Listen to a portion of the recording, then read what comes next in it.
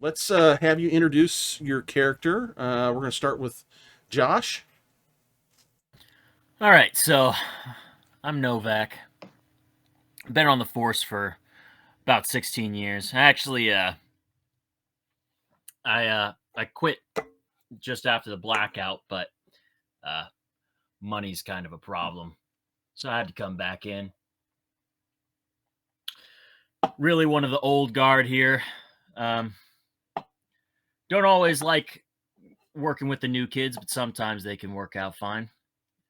So we'll see how it all goes. Okay. Finna, if you look in your description, it kind of gives a little bit of a blurb about your character. If you want to go ahead and share that.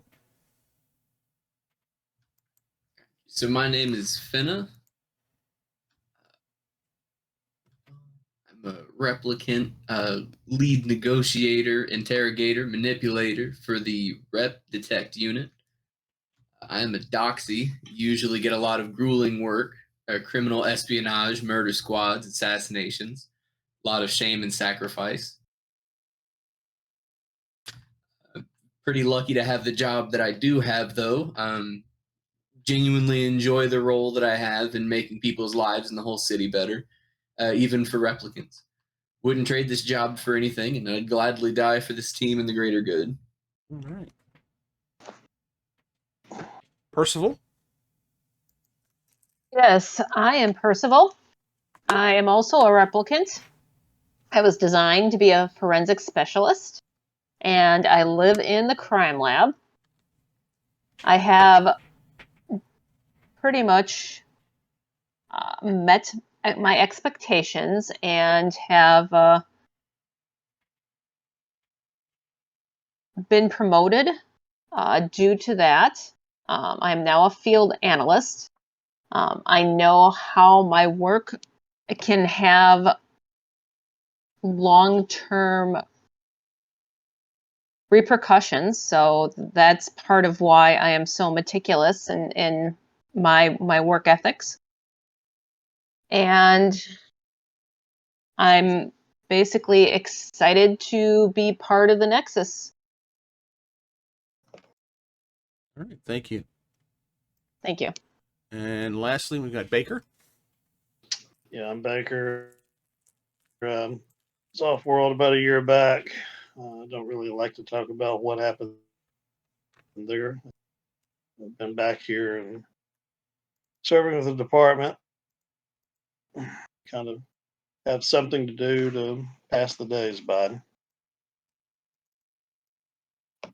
Okay.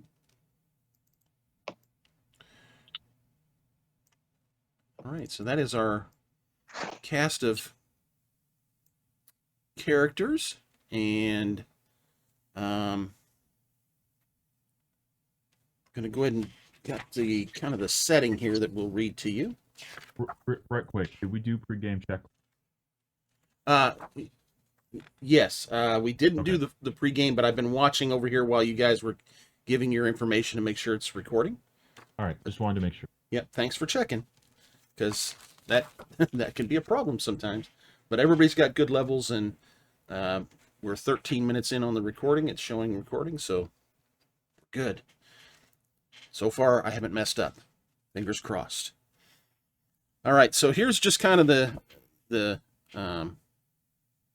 intro feel here. Los Angeles, May 2037. Toxic rain is pouring down over the city, where gigantic buildings dwarf ancient skyscrapers. Lights from huge billboards flash along the streets and swipe across the crowds of pedestrians in Sector 5. Little Tokyo District. The White Dragon Noodle Bar is crowded with customers, sitting on stools slurping their food out of bowls. Veteran Blade Runner Willem Novak is among them, enjoying a few days of hard-earned rest and reading today's Independent Sentinel newspaper. All right, so we've got the newspaper. I'm going to go ahead and show that to you. I've got it in a handout here that will be available to you at all times in your journal, but it's kind of small, so I actually put this on a whole page for you to kind of have a look at it.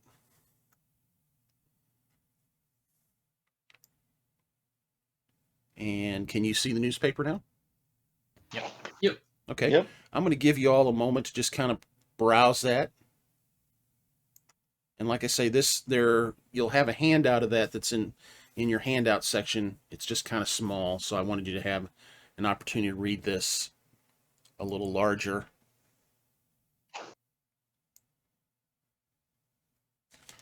Now, I've also got for you, under your KIA pad, data pad, there is a player's notes section, and there is also an LAPD time report. We'll kind of go into that here in a minute. But don't hesitate to open up that player notes and take notes, okay? Okay, I'm going to go ahead and move us back to our other page here. Actually, I'm going to put us on the LA map.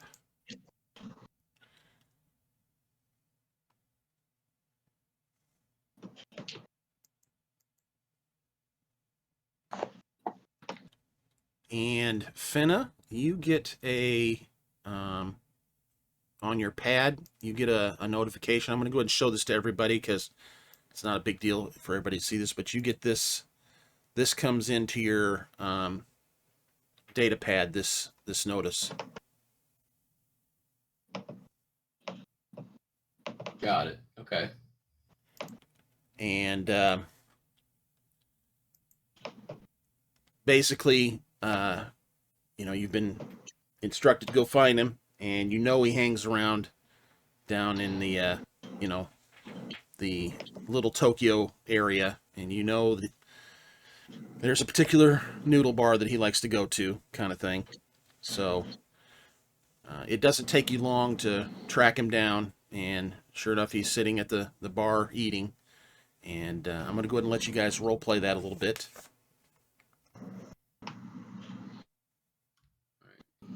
Walk up to him, nice and casual. Give him a little pat on the back.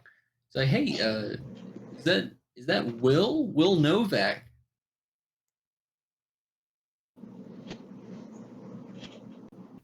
He's sitting there. I'm sitting there just looking at the paper, sort of give it a little bit of a flap, try to straighten it out a little bit.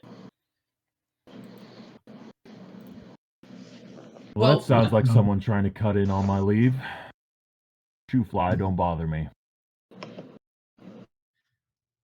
Well, what if I pay for your meal there? Just be nice and polite about it. You can spend your money however you like.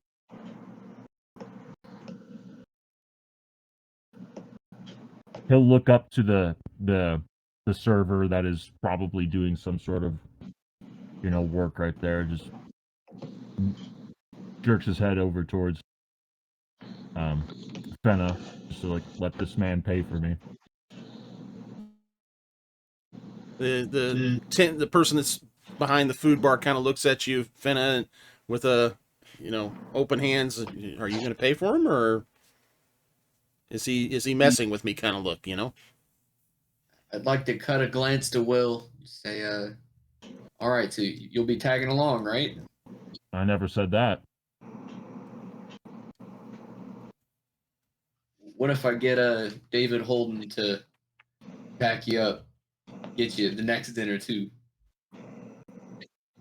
Oh man, you're writing checks that you can't cash. At the mention of Holden, he'll just sigh. All right, go ahead. I'll still pay for his meal, but okay. As he's paying for the meal, Novak gets up and starts walking towards the door. So Fenna will take you straight to Holden's office. When you get to back to the office, this briefing is taking place in Deputy Chief Holden's office. It's kind of like ceiling fans are kind of churning the smoke-filled air, and There, sitting at his desk, is an aging Holden, wheezing from synthetic lungs that he got after being shot and nearly killed by the replicant Leon Kowalski 18 years earlier. And he's going to speak to all of you. When you arrive, you see that Percival and Baker are already in the room waiting on you. Without preamble, in a rasping voice, he, "Sit down." He's kind of breathing hard. He says, "We have an urgent situation. Last night, there was a shooting in Sector 1, in a sordid place called the Snake Pit on Nightclub Row. 2 Nexus 9 Blade Runners were there. Serial number LH3-7.93 and SN9-1.48. Codenames Leah and Sandor. Maybe you've seen them around. Anyway, Sandor was shot dead and Leah's now missing. We have no idea where she is. They went to the Snake Pit to investigate suspected Nexus 8 activity, but we don't know if that's what triggered the shooting. According to local cops at the scene, witnesses said there were human supremacist jerks at the Snake Pit last night. Maybe that had something to do with it. We just don't know. I guess we'll read all about it in that sleazy tabloid Kill tomorrow. You need to figure this out, and fast. I have the brass breathing down my neck on this. As you know, the Nexus 9 replicants were approved for use on Earth just last year, and mistrust against the reps is running high. If someone out there is killing and kidnapping Nexus 9s, we need to find them and stop them fast. And to that, the Wallace Corporation is pushing hard on us.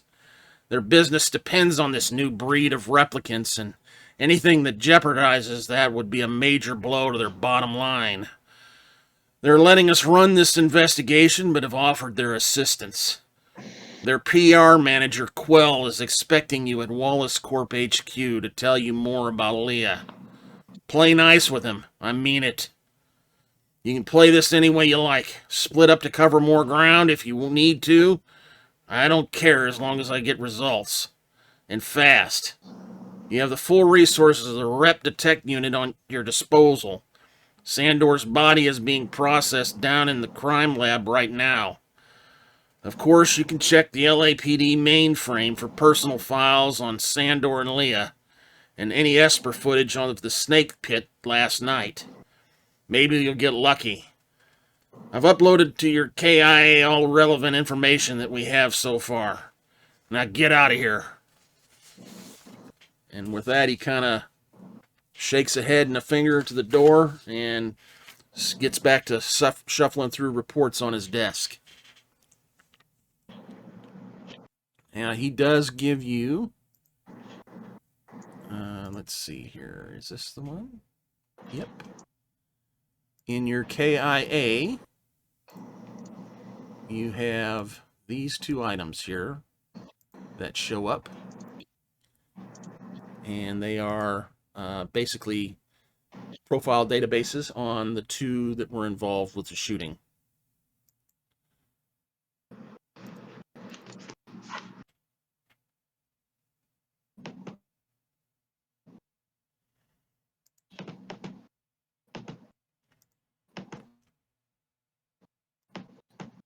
And those will be available in the handouts now to you at any time as well.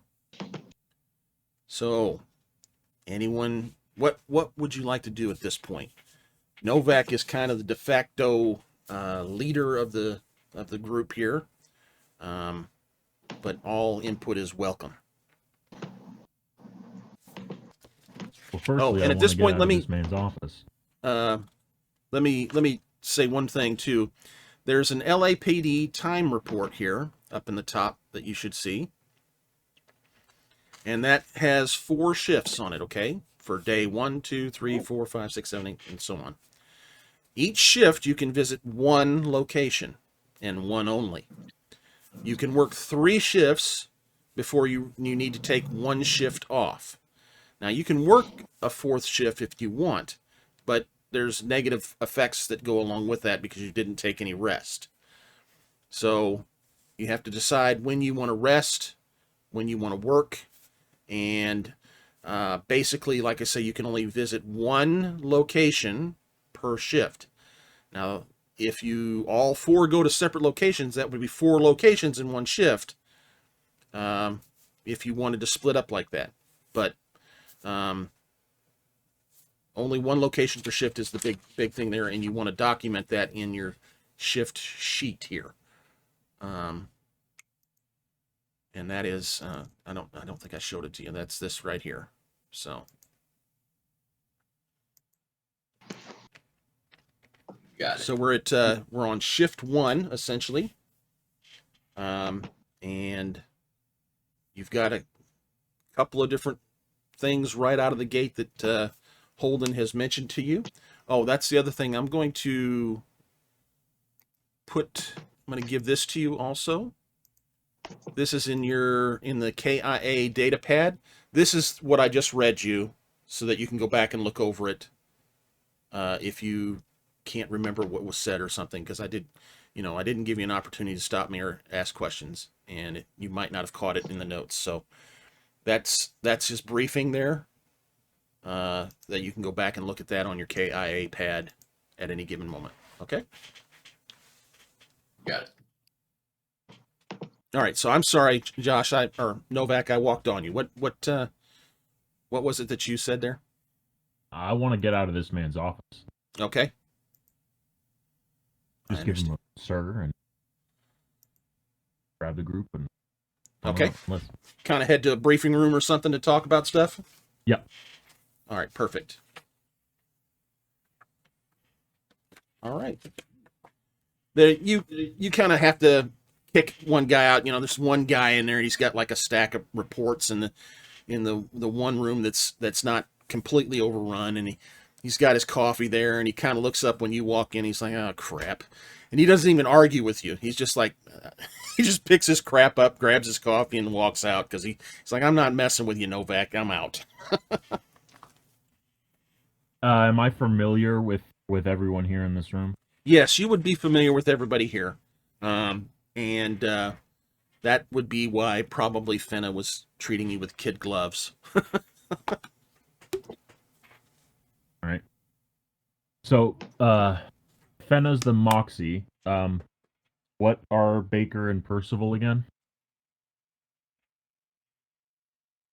Okay, so let me do this, because you would be familiar with, everybody would be familiar with each other. I think what I'll do is I will make it where all players can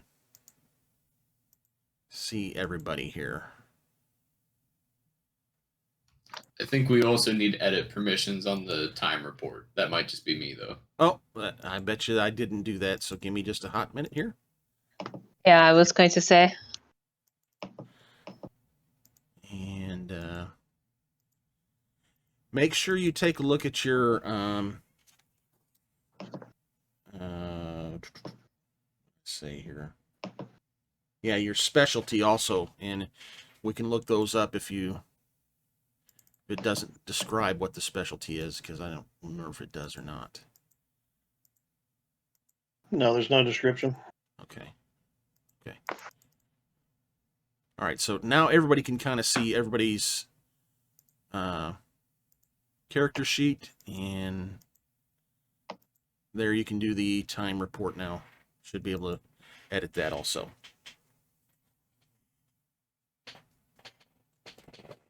And before you get into your briefing, Novak, what's your specialty?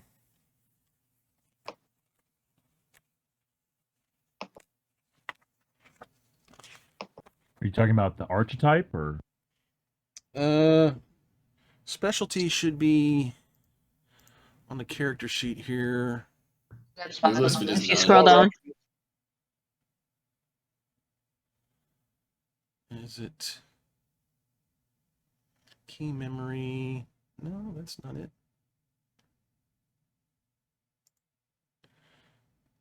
Specialty. Oh yeah, here we go. Specialties: hardened, married to the job, and smokes. Gotcha. It's at the bottom of your, if you scroll down. And Yeah, I see it. let me get to those specialties. Page 60.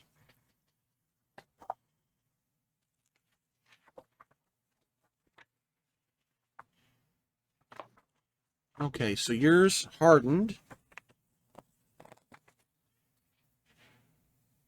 Your maximum resolve score is increased by 1.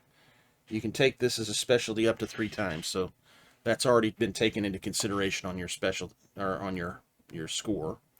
Married to the job. You can go out, or oh, this is a good one. You can go for 4 shifts without downtime before suffering stress instead of the normal 3. So you can do a day where you work 4 shifts. And then smokes. They'll kill you in the end, but once per shift, you can light them up and heal a point of stress. All right, let's look at Finna. Finna's is none. Well, that sucks.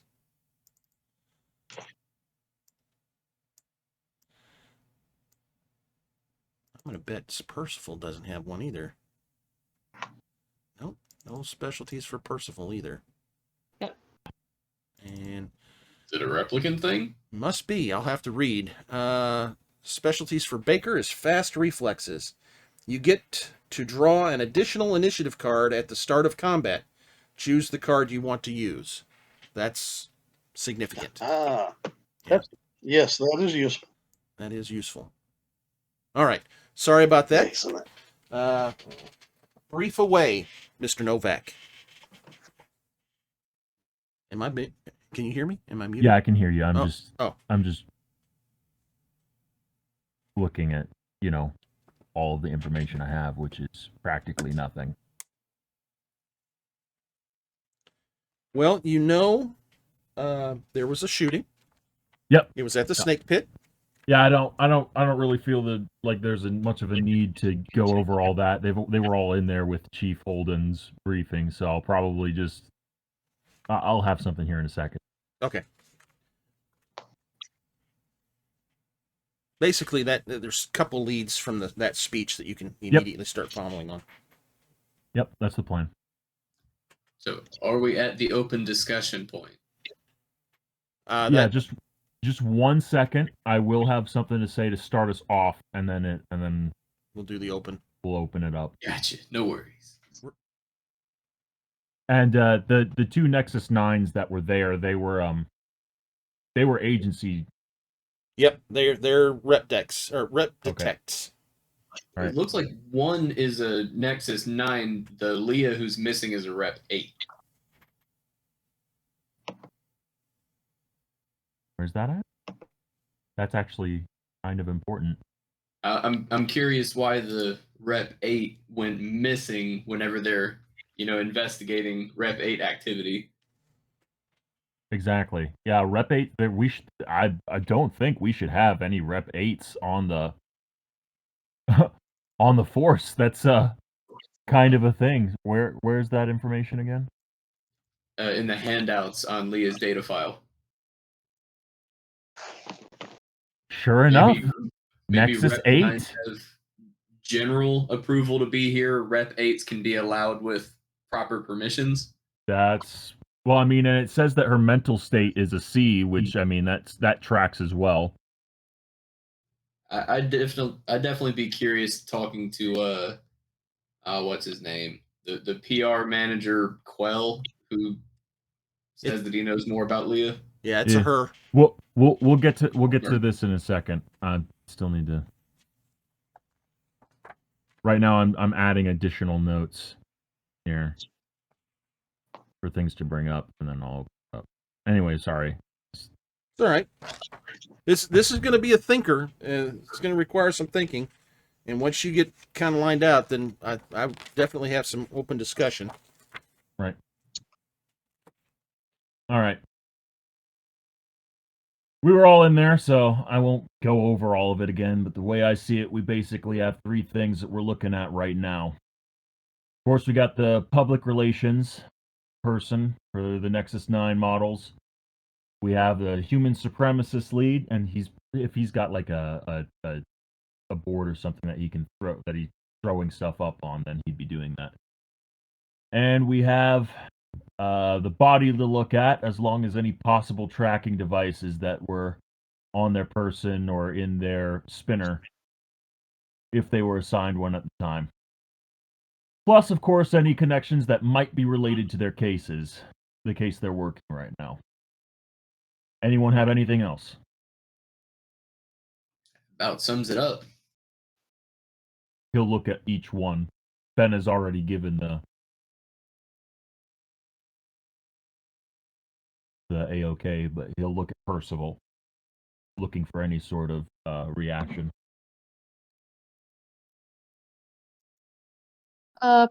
Percival will just look back and nod and say, pretty concise. I don't see anything else that stands out. And then lastly, he'll look over at Baker. Anything from you, Baker? No. Okay. All right, Baker, I want you to go ahead and take a look at the body, as well as possibilities for tracking devices. Okay, you're gonna put that. He's going to basically the lab then. Yeah, he's going back down to the lab. Check. Okay.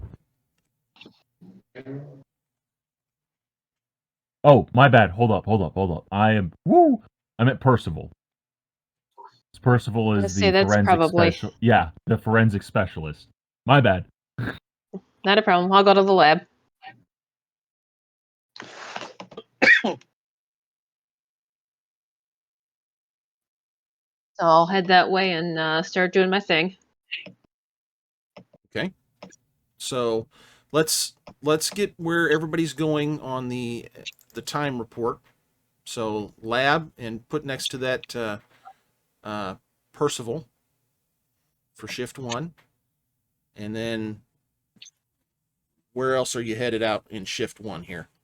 Oh, and by the way, your KIA pads, those are a communicator also. They allow you to stay in contact, and information flow is like as if you were all together all the time. So it's basically we don't have to have any secret conversations. This is all open through the KIA pads. Okay. So that's kind of handy. Well, I can go play nice over at Wallace Corp, see what we can learn about Leah. After Fenna says that, Novak will look over at Baker. We're headed to the side of the shooting. Take a poke around, see if we can suss out anything. Okay. Let's do it. All right. So put that on your shift 1. And Fenna is going to go and meet with Quell. Yep. Okay, fantastic. All right, let's start with the crime lab.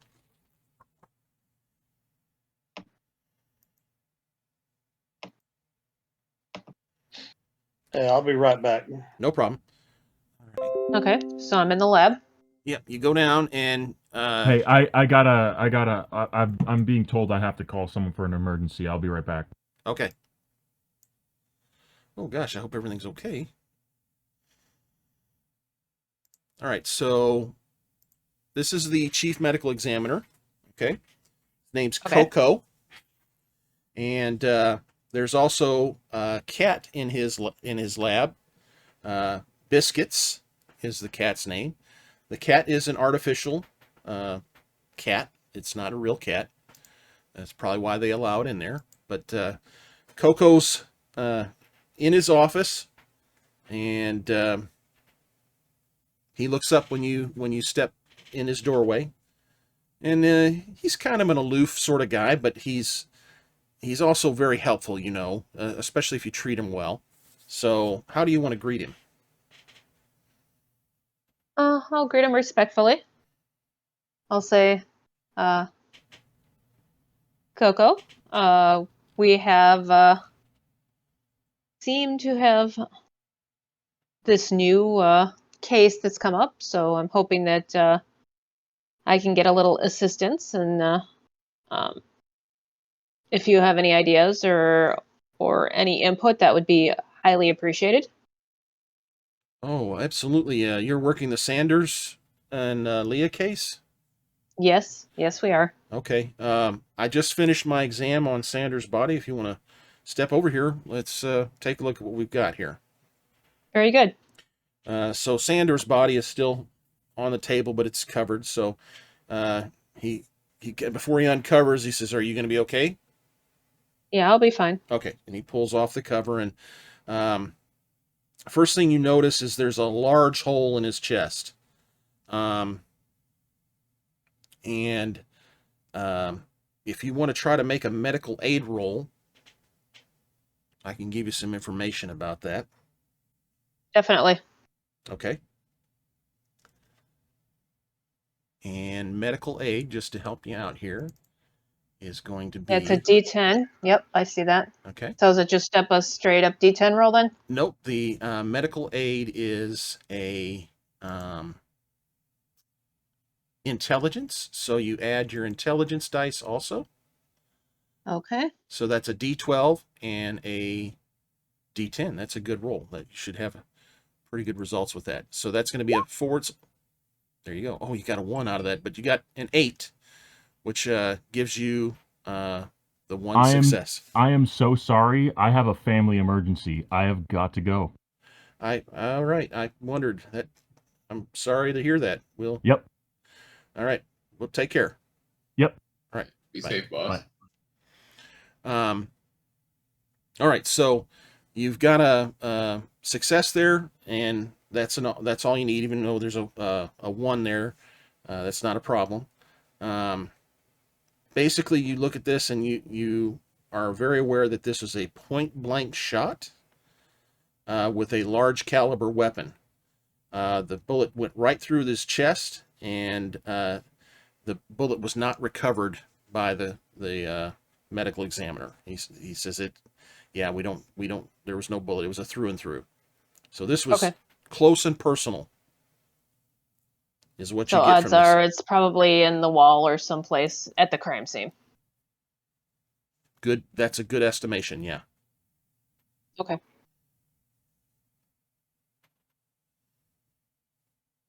Is there any other, is there residue or anything like that that might help in identifying No, really, you what need kind the of weapon bullet. it was? The bullet is Okay. what you're going to need to be able to determine what's going on there. Okay. I'm assuming it was pretty much immediate thing. Were there any organs death that were was. hit in it? Coco says death was almost instantaneous Okay. for the replicant.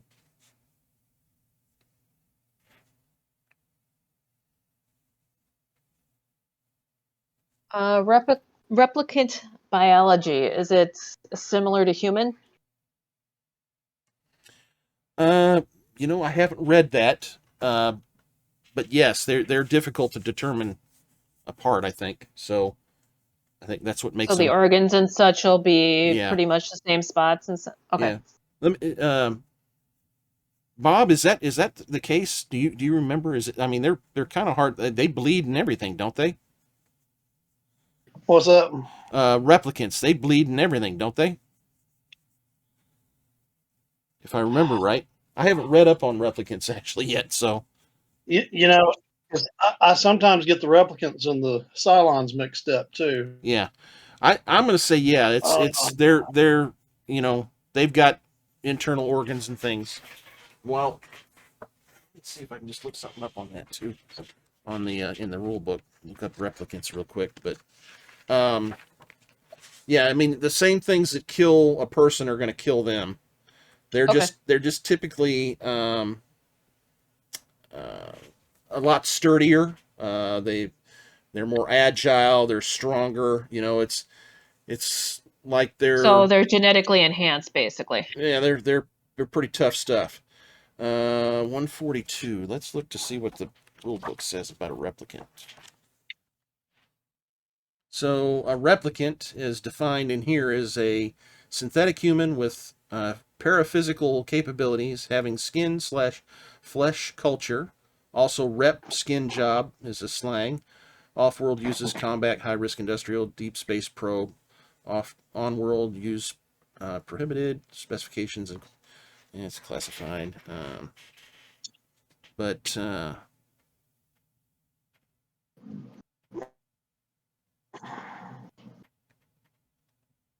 anyway, it's either way, it's not going to give you a lot of information. If they look more like, say, the aliens, you know, like Ash off of Aliens with the white innards and stuff, or more human, that information's not going to glean anything for you in this case. Okay, so basically I look and see if there's anything else, and then the report that Coco, I'm sure, has written up with all the details on that. Yep. I'll ask if I can get a copy of that report as well, so that I can share it with the rest of the team. Yeah, he downloads it right to your pad, and it immediately uploads to everybody else's pad at that point. Basically, Okay. what you glean from the body is it was a large caliber weapon, point blank range. The bullet was not recovered, so that means it left the body, and it's it was instant kill kind of thing. Okay. So I'll do whatever additional work around here, and then I'll wrap things up and head back to the meeting room or whatever, because I'm assuming that's where everybody's going to meet after they're done with their shifts. You guys can actually communicate with your pads, so you can coordinate from here. Once you're done, you can coordinate if they want you to meet somewhere else or whatever. Okay. But let's go ahead and we'll go with Finna. We'll go ahead and do yours here. We can get that done. With you going to meet Quell. And you get the Quell's picture here. This is Quell. And from what you pull up on her, you do know that Quell is a Nexus 9 and is kind of it's a slang thing. They call them angels. Basically, they're the elite Nexus and are kind of they're in the top echelons of the Wallace Corporation. They're trusted quite a bit and have a lot of access. In this case, you know that Quell has basically access to Neander Wallace, who is the owner and chief official for Wallace Corporation. So you know that she has direct access to the CEO, basically himself. So she's pretty powerful in the company as it stands. And you go to the Wallace Corporation building and they usher you up, and she has an assistant out that kind of says, "Please have a seat, and I'll let you know when Quell is ready." And Quell makes you wait for a while. It's like 10-15 minutes before the receptionist gets a beep on her desk, and she says, "You may go in to see Miss Quell now," and you can head on in. All right. Can I see anything as I'm going in here? I mean, you can tell that the office is immaculate. Like no clutter out on desks. It's highly ordered, highly, it's almost unnerving how everything is in order. I mean, it is to the T. Not a thing out of place is kind of as a detective you're seeing. It's like, man, there's not a stray pencil out on a desk. There's not a stray pen. There's not jumbles of paperwork or anything. I mean, it is just the computer keyboard, the interface, kind of thing. It's very, very structured. Got you. Okay. Not a lot of distractions either. Not a bunch of artwork and things like that. Do I see Quelled at the like a main desk of some Yeah. kind? So when you walk in, it's a spacious office, but it's not like grandiose like you kind of almost expected of someone of her caliber and level. But it is large, and there's an area where there's like some more comfortable seating, and then there's her desk that has a couple of very comfortable chairs in front of it. And as soon as you hit the doorway, she looks up, and the first words out of her mouth is, "Where's Novak? And who are you?" I work closely with Detective Novak, right? I didn't ask that. I asked where Novak was. Okay. He is working on another project at the moment. The only project he should be same concerned with project. right now is what's happened to our Nexus 9s at the Snake Pit. Absolutely, absolutely, and he is right on top of that. We're taking multiple angles, make sure we knock it out as quickly and efficiently as possible. I think you find yourself and fancy yourself as cute. However, this is an important thing, and I'd hate to have to call Holden about this flippant attitude that I'm already seeing with this investigation. I don't understand why it is that the lead investigator, Novak, couldn't come and meet me, and he sent one of his lackeys here instead. Are you taking this seriously? Well, absolutely. Novak and one of our best detectives is on scene right now, seeing what information they can glean. And So which is it? You just told me that he was working on something else important. Is he working on our case or not? he is absolutely working on this case. Well, he better be. And he better be giving me updates in at least once a shift. You understand me? I'd expect one shortly for sure. Well, there better be. And next time, he better come here himself. I don't want any more of his lackeys. I'll make sure to convey that to him. All right, get out of my office. Well, just one moment, if I could, please. You see this, like, breathe in kind of thing and looks up with these steely eyes looking at you like, measure your next words carefully, sir, kind of thing. Well, just a quick moment. We have the data file for Leah, but we were interested in any additional information we could glean directly from you that would help wrap this up quicker. You have her file.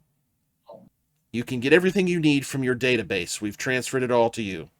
I don't have any more time for you. Please run along and get this taken care of before I have to get involved. You know what? I don't want to take any more of your time. Definitely appreciated. Do you have anyone else that I could go to for assistance at Wallace Corp so I don't have to take too much of your time? You need to move along. I'm the only one that you're going to deal with from here. Now get out there and solve this case. All right, will do. And I'll go ahead and turn heel. Can I notice anything about her posture, anything like that? Is she just plopping right down, getting back to work? Yeah, she's rigid, and she actually never stood up or anything. It was just right back to work as soon as she dismissed you, essentially. And she did give you a little bit of information that it sounds like there may be some additional files that the PD has on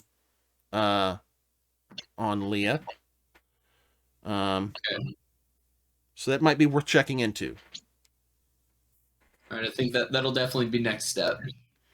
Okay. From here, let's see. You have we've got at this point it was going to be Josh. It's not on the shift report. Josh and Novak and Baker. Where were you going to go? Seeing the crime. They were going to go to the crime scene. They were going to go to the crime scene. Okay, I'm going to write this in here. That's Snake Pit. That's going to be Novak and Baker. Okay. All right, so that's on your time report now.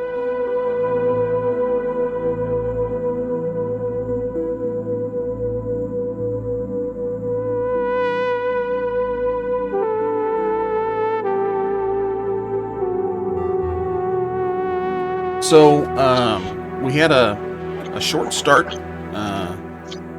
last time we played, and I think we got through a couple of things.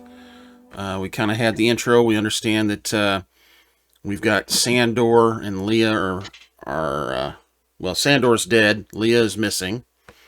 You've been asked to kind of sort this out because the Nexus 9 launch is critical, and Quell was less than friendly about needing to get your job done now. Went and checked the body out. Not a lot of information there. You've looked at a couple of files, and I think we were to the point where Novak and Baker were going to head to the snake pit. Is that kind of correct? I think I hit everything there. Sounds about right. Okay. I don't know because I wasn't here for half of that, it sounds like. Because the last thing I remember, I was still giving out assignments. Okay, so to kind of recap, it's let me get you situated kind of where you're at here.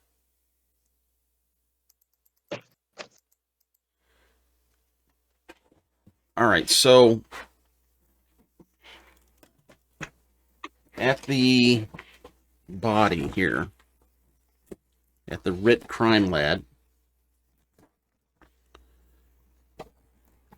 basically what was found when Percival went to the crime lab, the Sandor's body had a large hole in the chest. It was a through and through, so there was no bullet found. It was determined that it was point blank, and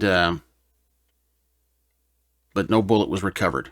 So that was about all you had from the body. At Wallace Corp,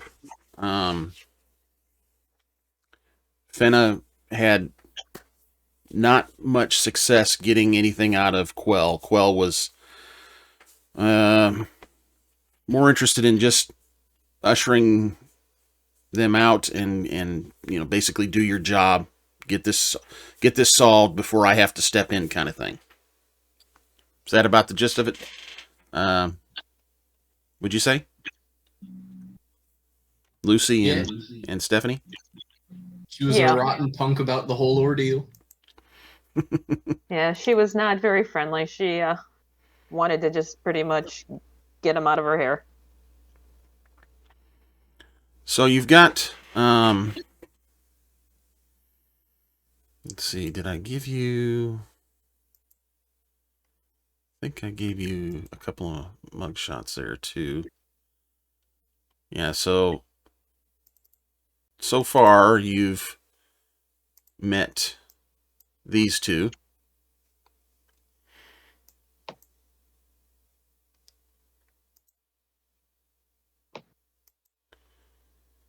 And yeah, that's where we're at. So the snake pit is the next big stop. That's your crime scene. And if we look at our time tracking here,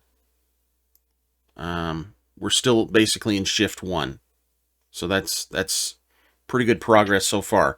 Now remember, your kill, or not kill, your KIA data pads, and forgive me, I can't remember what that stands for, basically act like a open mic between the four of you. So even though Percival and Fenna are not present at the snake pit, you can still have input, because you're going to see the information that their data pads are collecting, and hear the conversations and everything like that through your your data pad. Okay.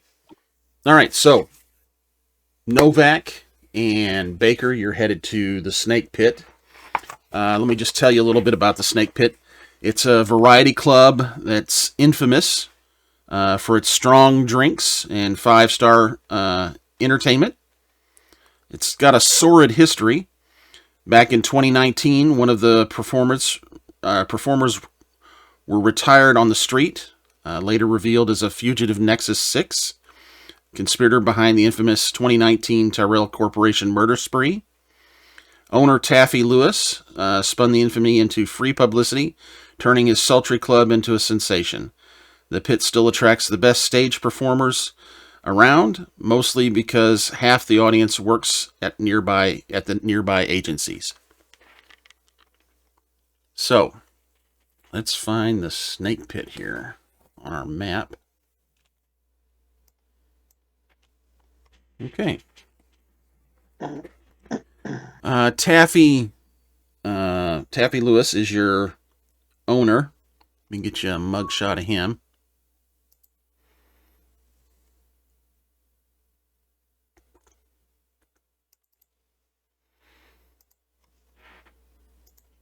This is Taffy Lewis.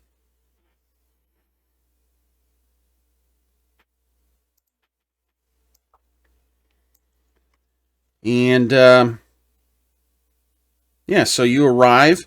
When you arrive, there's a police line outside. There's a small crowd of gawkers. You can kind of see that things have dispersed, though. Things have settled down somewhat.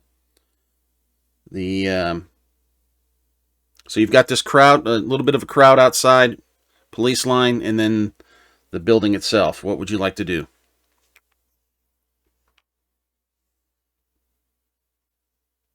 I would like to go to the police line and find the who's been in charge of the crime scenes thus far. Okay, you've got an officer there. Detective, how can I help you? I'm gonna need the list of people that you've already talked to thus far, who's seen what, that kind of stuff. We've been waiting on you to get here. You haven't interviewed a single person? I'm not a detective, sir. I'm just a beat cop. Novak looks pretty annoyed, but like, all right. We haven't let anybody leave. Yep. That's part of the problem. They've been sitting here for however long now. It's fine. It's not your fault. No one's taught you. No one's taught you right. And he just moves right on in. Okay. So inside, you see another uniformed officer, and basically the owner, Taffy Lewis, who is steaming. You can tell he has been waiting a while and isn't happy. Here's what you see, and I would encourage you to look at the picture closely for clues.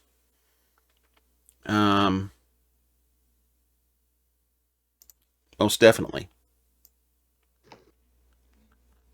I'll give you a minute to kind of take that in, and then we'll jump in here. We're still operating under the assumption that we're like communicating pretty regularly through our. Absolutely. If you see something in this picture, Lucy, you go ahead and mention it to Novak or whatnot. Is that just like a bunch of just like random cigarettes on the table, or is that pens and stuff as well? It's here on the bar in front. Yeah, here on the bar. Yeah, I'd say that's going to be cigarettes, and mostly cigarettes that got dropped. You got liquor bottles there and stuff, and glasses. This is looks like the bar was full of people, and they dropped everything and ran. Gotcha. Novak, is that another blood smear on the bar, or is that liquor? Right by this, that's liquor there on the bar. That's just a broken bottle. Are these two little pieces off to the side, or those corks that have been removed from bottles over there? On the right side there? Yeah. Yep. Mm-hmm. Does that blood splatter sort of line up? Is that go like kitty corner to the mirror or to the mirror? It goes towards the mirror. Okay. That blood splatter in the middle of the floor. So is in that mirror, is that where the bullet hit? It looks We'll have like, to or walk up and maybe check. something tossed into it. You want to do that before talking to Styles? No, I will have to. I will go straight. He's been sitting here for so long. You know, how long has it been? How long? It's has it probably been been since April? I'd say a couple hours. It doesn't really state, so I'm going to say a couple hours that he's been All right. waiting to. Finally, it's about time they sent somebody down here. I want to open my club back up. You're costing me money. Yeah, we want to get your club opened up quite as quickly as you do. We got to ask a couple questions first. You know how it goes. Yeah, you're always wasting time. Let's get to it here. I could care less what you got to do. I've got to get this club back open and start making money. Fair enough. Go ahead and ask your questions.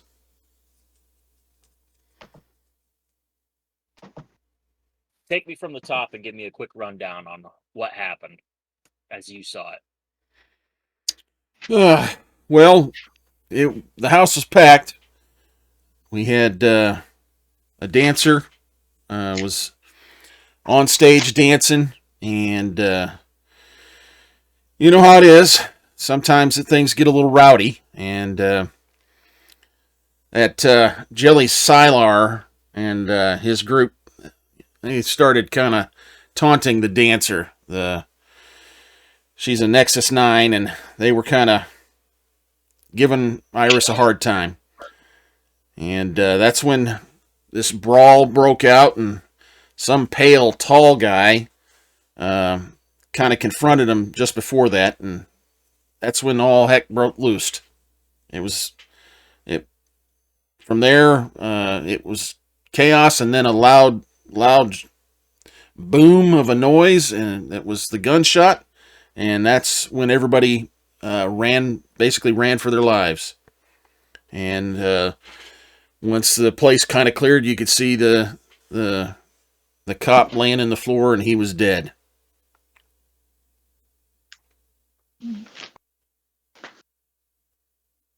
Now you guys know Jelly's.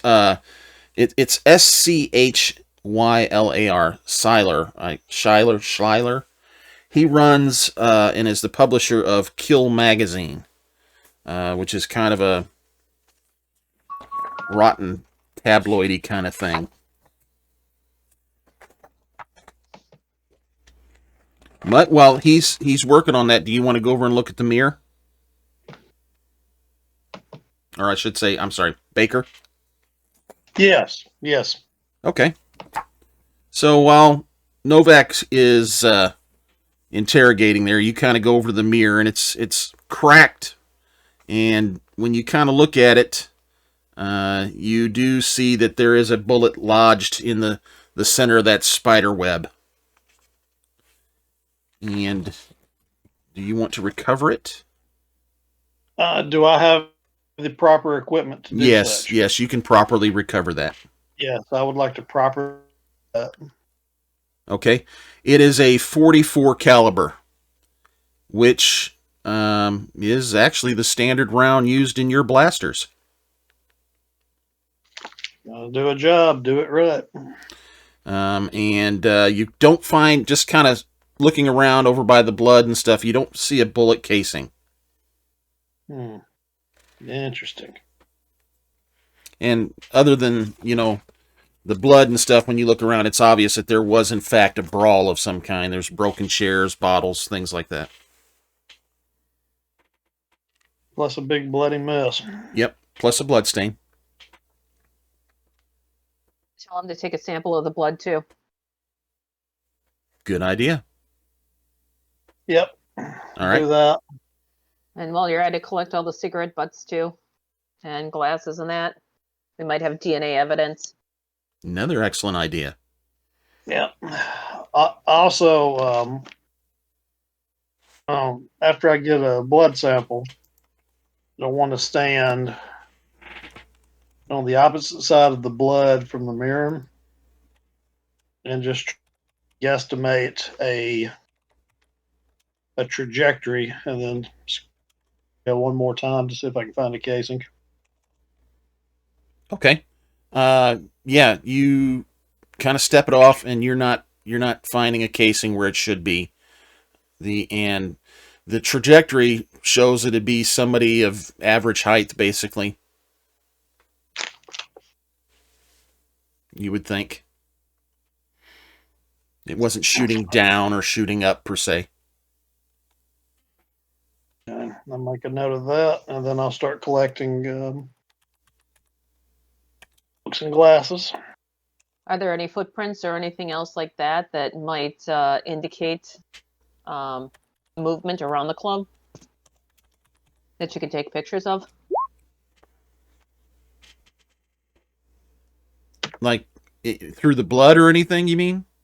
Yeah, if there's any kind of tracks at all that might indicate movement through the club, and that if, like, let's say everybody escaping is going to one door, but there's some weird track that goes up to a different direction, that might be suspect I got you. of the way they escaped or whatever. If there were any footprints in the blood, or if they got any on them, it all heads out the main door. There's nothing that like heads back to a back door or anything like that.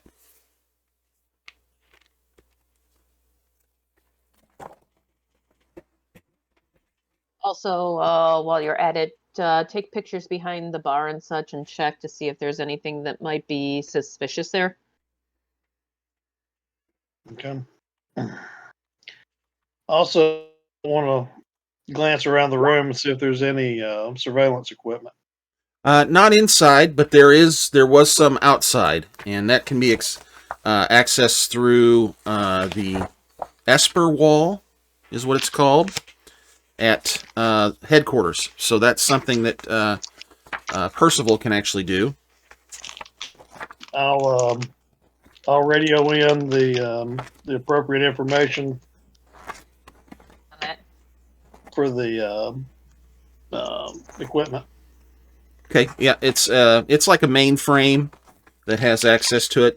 And the nice thing is that's not an additional location that you have to go to because you're already there. It's the Yep. LAPD mainframe and Esper wall. You're already basically there. So, I'll start accessing it and queuing it up and maybe looking at it to see if there's anything that might stick out for my analytical mind in that, because I'm used to working in the lab. okay. Let's see here. Is there face recognition software and all that kind of thing that as the people are leaving the crowd that we can identify them or have the computer do it? Not down on these cameras down here. That's more for like building security. Okay. Didn't hurt to ask. So let's see here. Yeah, okay, so you're kind of scouring some stuff. And let me give you you see this view from outside the bar, okay?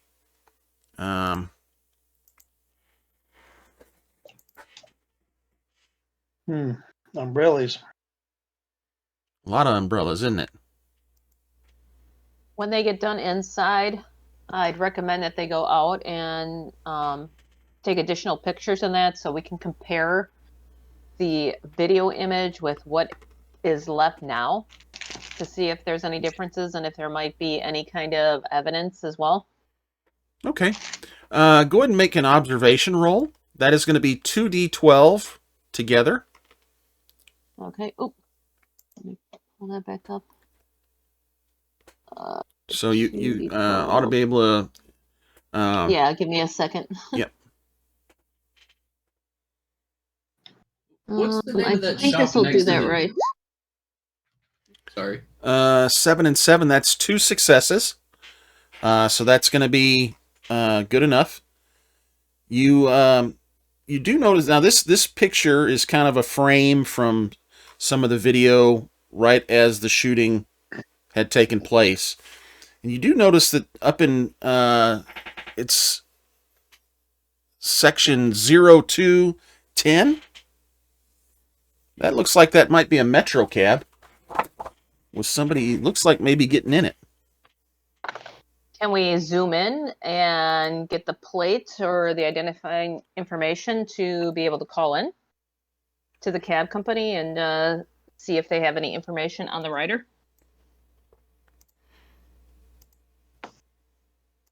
Yes, you can. Okay.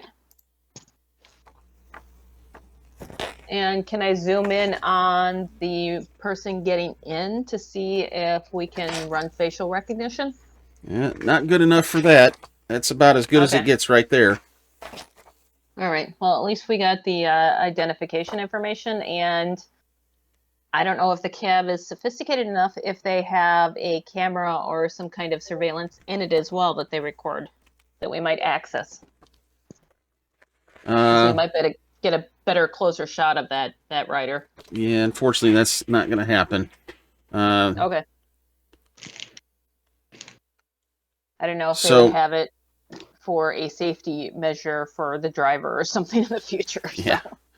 All right. Real quick, Novak, do you have some more questions for Mr. Snake Pit? Yes. Okay. Is Shyler usually harassing the dancers? Well, he's one of them, human supremacist guys. So yeah, it can be a problem some evenings, especially when he's had too much to drink. How often does that escalate to violence? That's pretty rare, fortunately. We about done? Above game, real quick. The tall pale guy. Does that fit? Make an intelligence roll real quick. And I'm going to say, make it an observation. So a D8 and a D12 for you.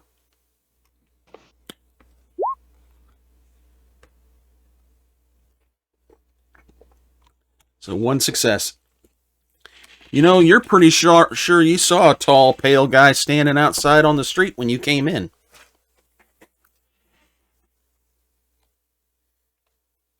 That kind of fits the description they're giving you. Can I remember anything else about my cursory glance with the tall, pale guy? Any other defining features other than tall and pale? Let me look here real quick if there's some other feature that might.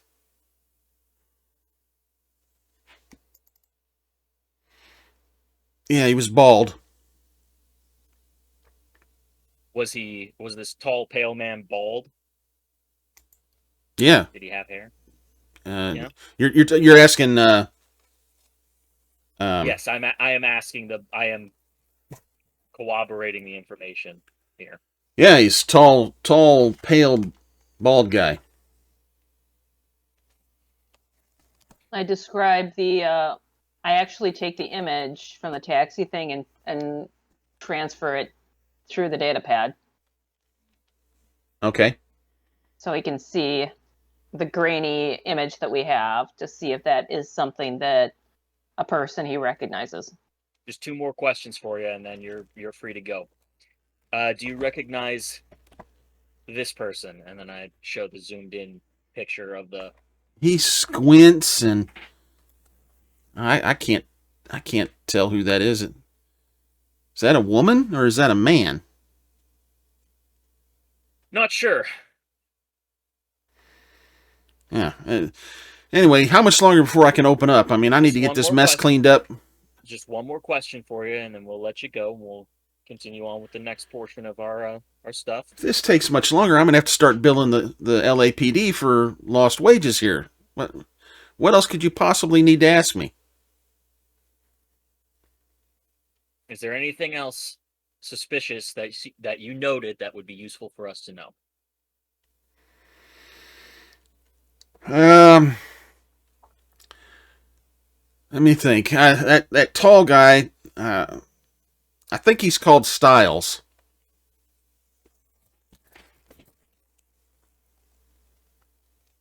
Be a regular?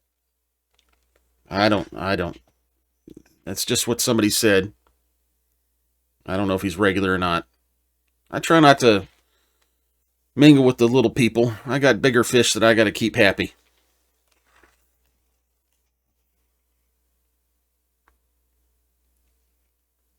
All right. That's all we've got for you.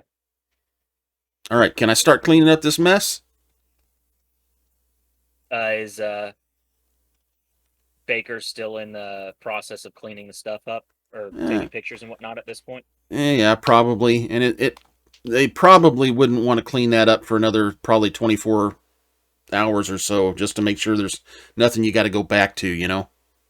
All right. There'll be an officer to let you know when you're good to clean up. I say that straight face, but Throwing the in poor just my cop brain- in my brain, I'm just thinking, I'm gonna make this someone else's problem. All right. He's pissed. He goes off mumbling and cussing and carrying on. He's not. I was looking at my character sheet. Yeah? So my blaster says it's a 44 caseless. Yes, it does, doesn't it? So I was looking. So by not casing, I may have answered something. Well, I don't know. Might Does be a good to would have get more the safety, right? might be good to get the bullet back to the RIT crime lab and have them take a look at it, see if they can confirm. Yep. Yeah, we will definitely analyze that. I mean, it doesn't have a case, but they'll be able to do the patterning of the rifling on the bullet itself to see if it is in the system used in other illegal activities, if the weapon has been registered before.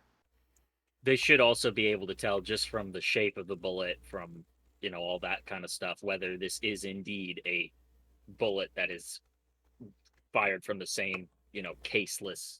Yeah, ammunition they type. can check that stuff. So that's kind of shift one. And are you done at the snake pit, or is there anything else you want to do? And we're taking pictures of all of the.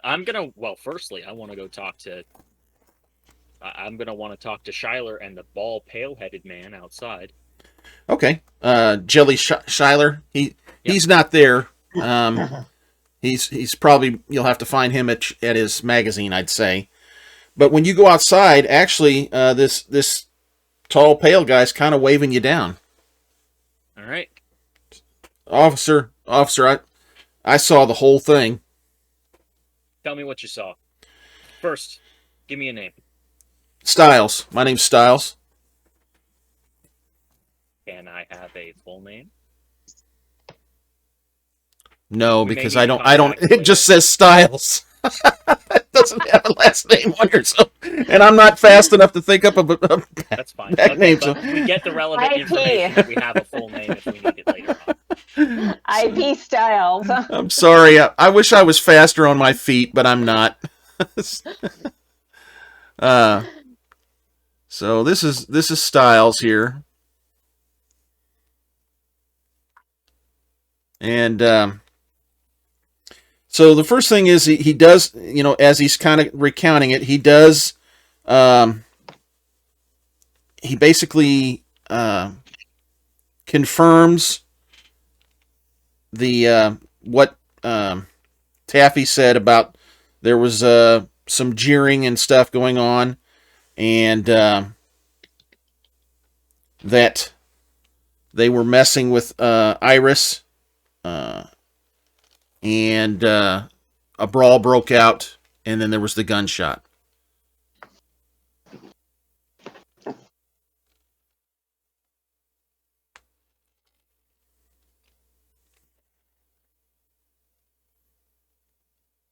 Take his fingerprints if you can, Yep. or something he touched. That way Correct. we can compare if he's inside to all the other evidence that we're retrieving. Cool. And Now, see if he was interestingly, actually he doesn't in the mention club. anything about Jelly Schuyler. That's one thing he doesn't mention. So, who was it that was giving the dancers a hard time? As a group of guys, I don't know who they were.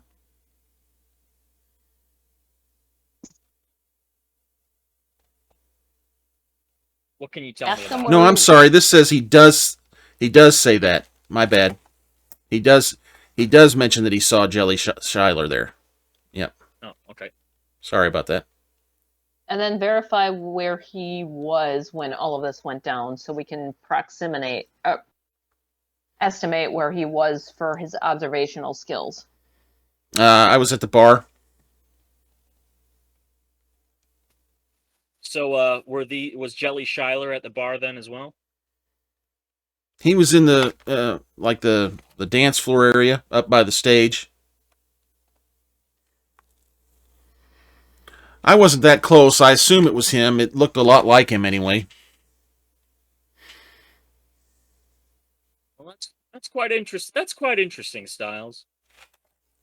You see, the thing is that we have an eyewitness report that says you were actually the one who confronted Jelly Shiler. I'm sorry that I did what? You confronted him.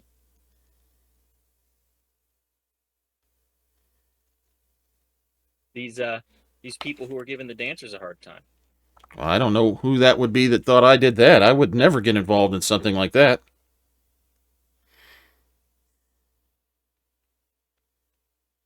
Can I see if he's like nervously lying here, or Sure, do a insight roll. That's going to be, Those micro expressions come in handy. let's see, insight is under empathy. So it's your empathy dice and insight. Empathy for you is a D8. Insight is a D8. I don't know if you remember the show Lie to Me or not, but that was all about micro expressions. He might not be telling the complete truth about that. And if our scanner things can pick up like body temperatures and such too, we might be able to tell changes in his temperature in his face and that to verify if he's telling the truth or not. Love science. Anyway, officer, I just wanted you to know that just one second. what I saw. I'm just thinking. I can't seem to pull up my character sheet.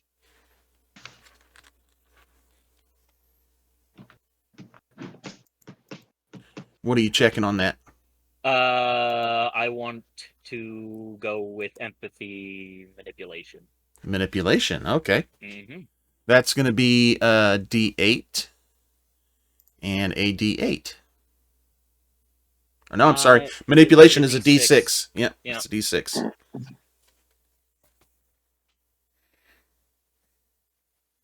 Oh, come on, Skylar. These guys, Jelly comes in here, hold on. Skylar comes in here and gives the dancers a hard time practically every other day. You aren't even the least bit tired of it? And then I'd like to use manipulate to see if I can pull Okay. 4 out of that. I'm probably going to end up pushing.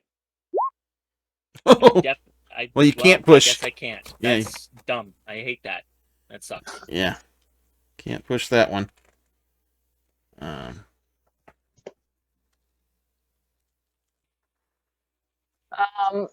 Can I encode so that Styles wouldn't hear it? Or maybe typing or something like that. Say you could do you can you can have a private message to him. okay. I would say something along the lines of you could push him to say if he doesn't reveal more information that he could be implicated in the murder as an accessory to make him more nervous and he might roll a little more.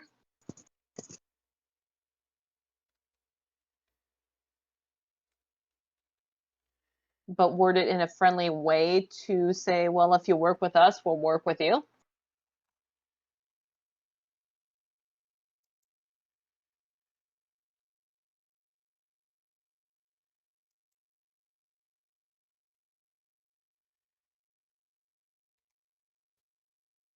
Well, let's see what kind of response I get out of this first bit, but I'll take that under advisement. Okay. Look, I don't know anything else. You know, I'd like to get on down home at this point.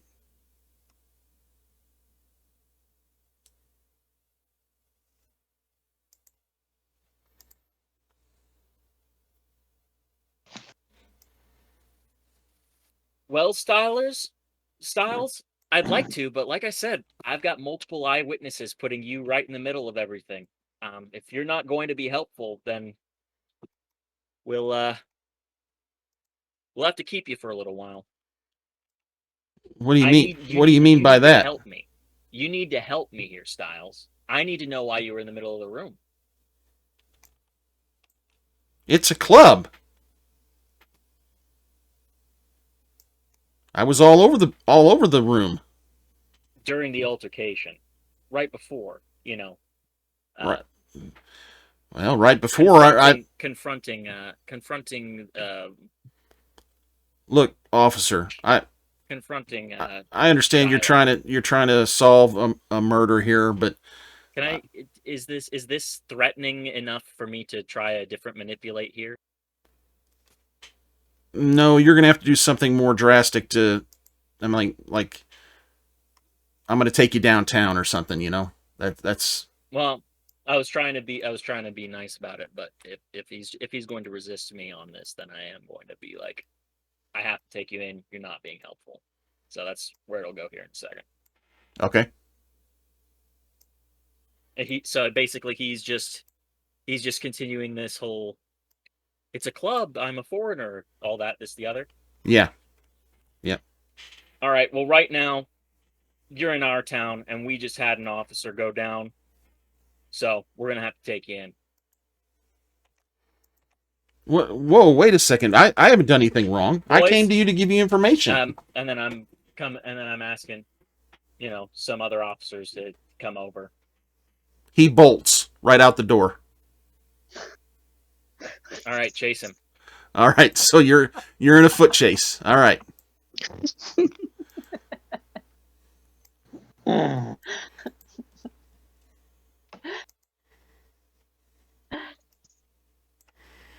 All right, so he's got a little bit of a lead.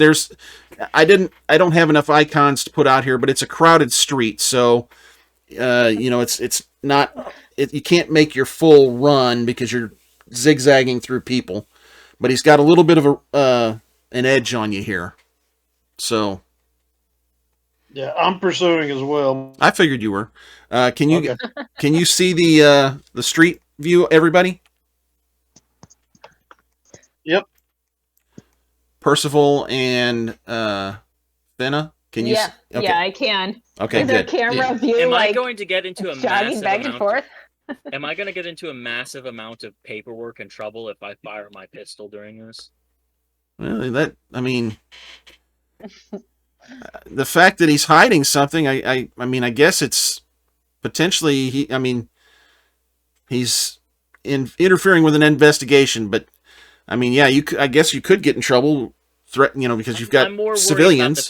I'm more worried about the paperwork involved because usually officers have a certain amount of paperwork that they fill out every time they fire. Well, do you have a non-lethal way to stop him, I like do. a taser or but a it will probably beanbag or require a net? clear shot. He does have a non-lethal. No, the paperwork's not going to be terrible if you're. All right. I mean, cool. We're using a pistol then. Okay. All right, so let me get some initiative cards out here. Deal. Now, Is Fenna within driving distance if this goes on for a bit? no, not really. By the time you get there, things will be long done. So. Got it. Yeah. Is there a chance that we could send a drone out or something that could get there to help corral this guy in time? Yeah, No. that's what I was thinking. Do No. we have one of those nifty drones on top of our vehicle? You know, I think there's actually a drone in our equipment too. If there is, you can send the drone to track him, just in case you lose him. That would be the good idea. Glad we thought of it. That's the spinner, right? Yep, spinner. Like a frisbee. Do all three of us or four of us have a spinner, or is it like a just a shared thing between everyone? You guys basically have. If you're split up, you've each got a vehicle. You know, because you've got to be able to accomplish what you got to accomplish. You know. So the spinner is equipped to the vehicle and not necessarily a person. Right, like since you're out on a call, you've got one of the police department spinners, and it's got standard equipment on it. I'm going to say. So like Baker and Novak are in one spinner. Percival, you're in a spinner, and Finna, you're in a spinner because you went separate ways. Well, I'm in the lab, so I don't know if I necessarily have a vehicle or not, but Let's see here, Novak and Baker. And Baker, you've got a 6. And Novak, you are a 10. Well, that is unfortunate for you folks. well, it's a good thing we have the spinner. Yeah. This is like Aliens. So lower goes first.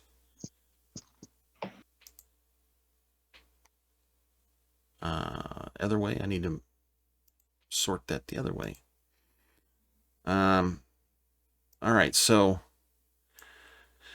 he's not even looking. He's running just flat out.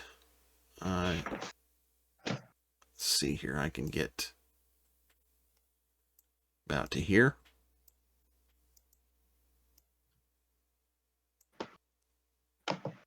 And that's my move. So now it's Baker.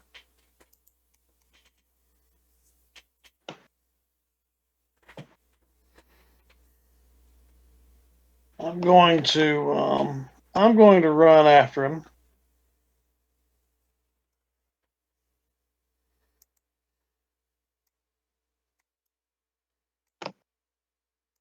So about right in here you can get to.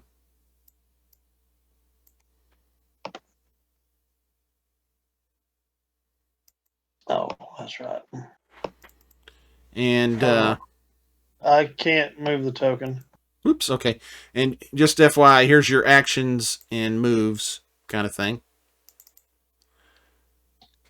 I've got to put in here that it's controlled by you before you can use it.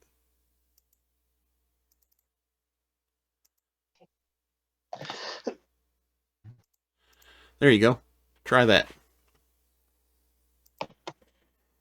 More better. More gooder. More better. I like more gooder. Is that what your final answer? He said I could get about right here. Yep, that's good enough for horseshoes and hand grenades. Nuclear war. And I will shout at him.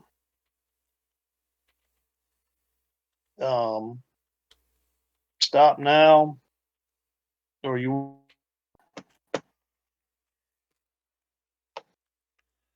Or you.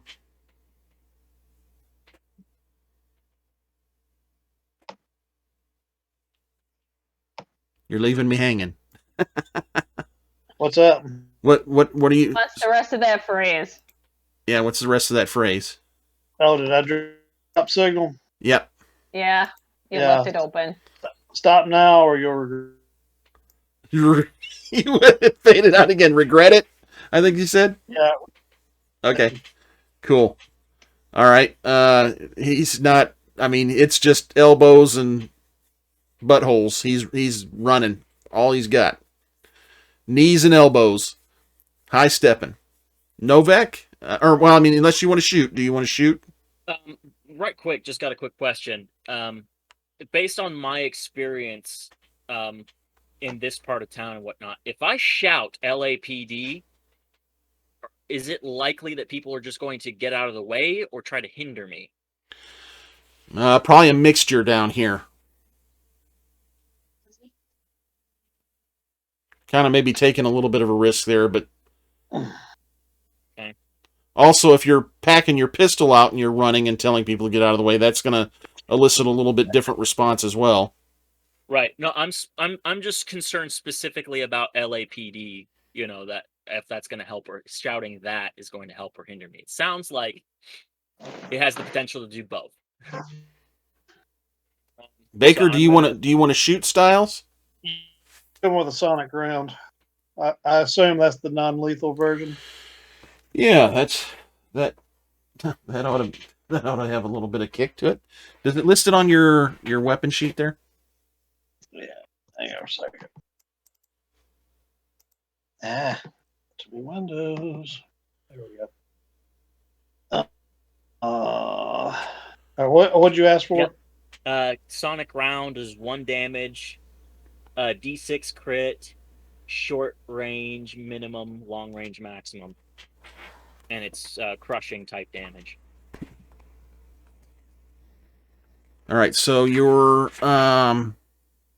looking at agility and firearms, and for you that's going to be a D10 and a D12. Oh, snap. That's not cool. May the dice gods be fortunate. You can push that. Yes, I will push that. Okay. Generous. That's more 1 better. success. And I'm going to deal out your stress to you. There you go. Well, that sounds stressful. Ooh, that was almost 2 successes on that 1 dice. All right, so let me look up the crit again just real quick, because that's...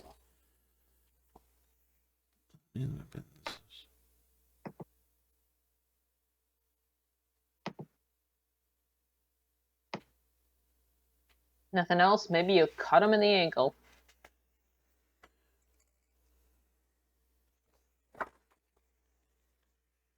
As a D6 on a sonic round.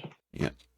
Yeah, normal damage points represent fatigue, bruise. Okay, when you roll a critical success on attack roll, you inflict a critical injury. Determine the critical injury, roll the crit die of the weapon used in the attack, and look up the effect on the side or in the table for crushing or piercing damage. Okay, so you didn't do a critical success. You only got one success. It takes 2 successes for a critical success. Is that right? Or a very big number. Let me look that up. I forgot to talk to you guys about that, but let me just verify that. Pretty sure that's... To kill him. We're just trying to stop him, to take him into custody.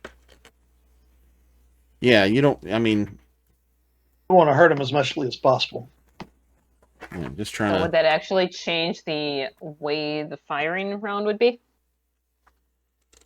Well, it's basically a beanbag round is kind of the what that is essentially.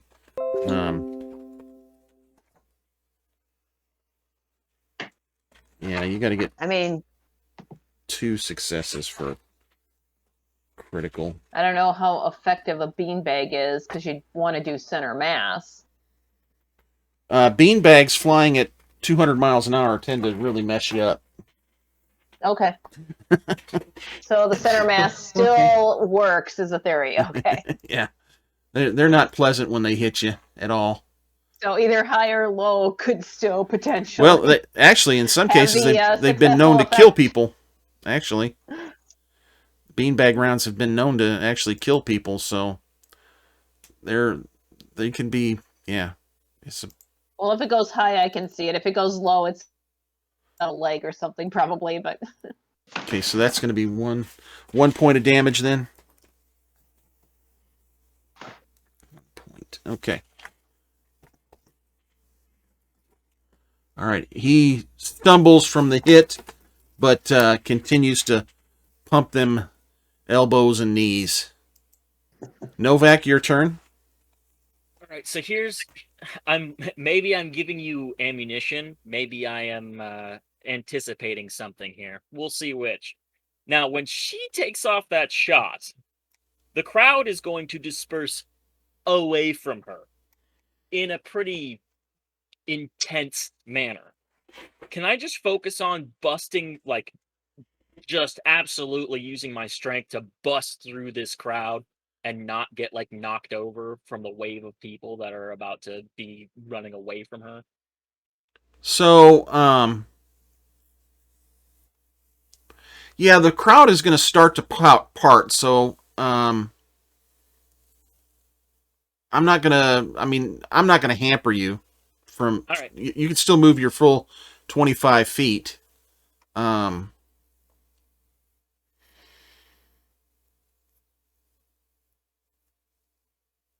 Yeah.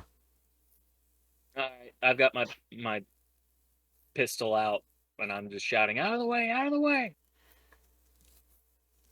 Okay. And then I'll take a shot at it. Can you move?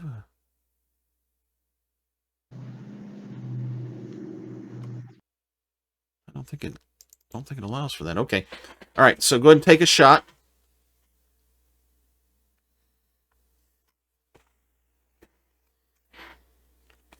Poor guy here, getting cuffed.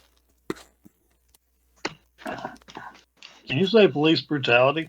I thought you could. hey, Yeah. he's running. That does not count. Oh, so that's I would like to push. okay. So you can push the D12.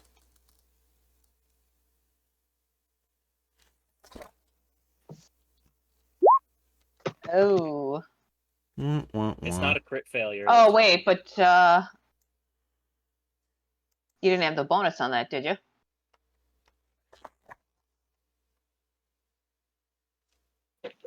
What bonus? Oh, wasn't the first roll a D12 plus D10? Yeah, but he can only. I the suppose he push could have doesn't pushed include that. I you Okay. could have pushed both. Roll the D10, but I'm not going to. Because he's already got a okay. success on that. Okay. Okay. So, that's gonna hit. Yep. But not give me a crit. Should slow And you're doing the down, though. beanbag round again. Of course. All right, I've been hit by 2 of those. I'm gonna do a quick. I'm gonna do a.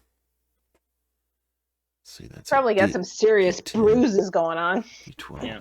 I'm gonna hit him right in his left butt cheek. That's where I want this beanbag round to go. Right in the ass. You don't have to be able to sit on the chair for interrogation, huh? He's just gonna stand there. Stand up! Stand up! Stand down. Okay, 2 successes. I'm still standing. Okay, Better than I've ever been, huh? back to Styles again. We're gonna continue to hoof it down the road for all I'm worth. Well, he might be hampered if his hamstring or his maximus gluteus isn't functioning quite up to par. Well, now the Kinda crowd is really limping splitting, there. so you've got, nothing hampering you to hit him or anything. I mean, you got a clear line of sight at least. So, Baker, I will advance. I approach. Yeah, I approach. and I'll tell you what, I'm going to say that you all can basically access their spinner and either Can we try to hurt him? But, well, Slow him Finna. down? Ram him. No, you can't. You'll be able to track him. So even if they lose him, you can have the drone over him. I think Well, that's. can we put the drone in front of him and kind of stop him? No, I'm not going to allow that. Oh, okay. I'm No cutting you ramming some speed. slack already. All right, fine. We'll track him. Yeah. All right. Baker, what do you want to do this time? I'm going to advance. Note to self: add unconscious darts to the spinners.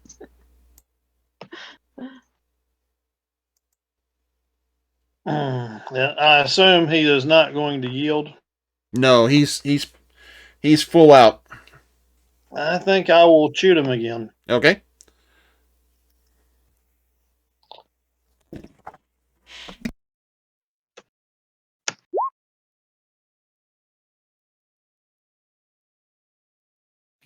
That's 2 success. Well, that's a critical success. So Shall let's I? see. Shall I roll a d6? Yes, please do. I'd love to. 2. You love too. When he's looking back over his shoulder, you fire and it hits him right in the nose and breaks his nose. Just slow him down.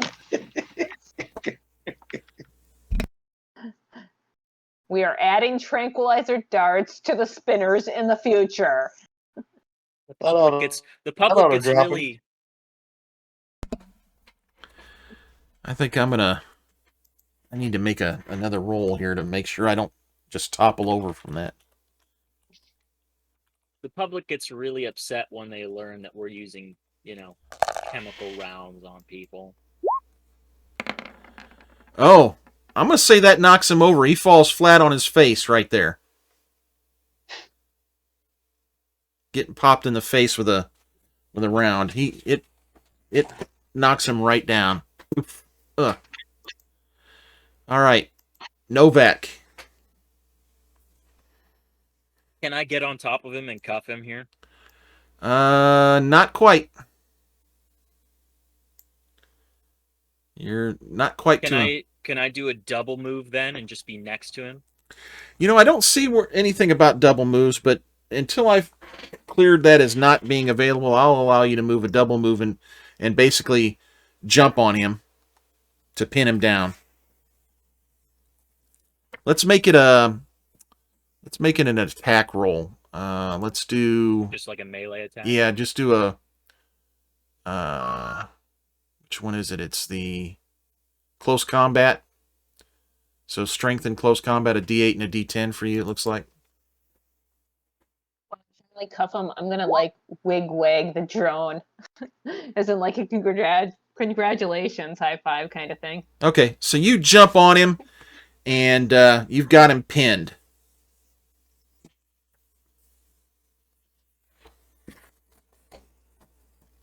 I don't think I'm going to be able to get out of this, but let's see here. What is my force?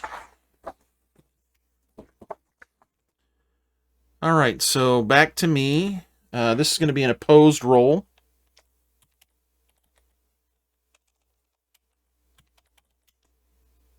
Are you going to need me to re-roll? Roll a force roll. He's trying to break free.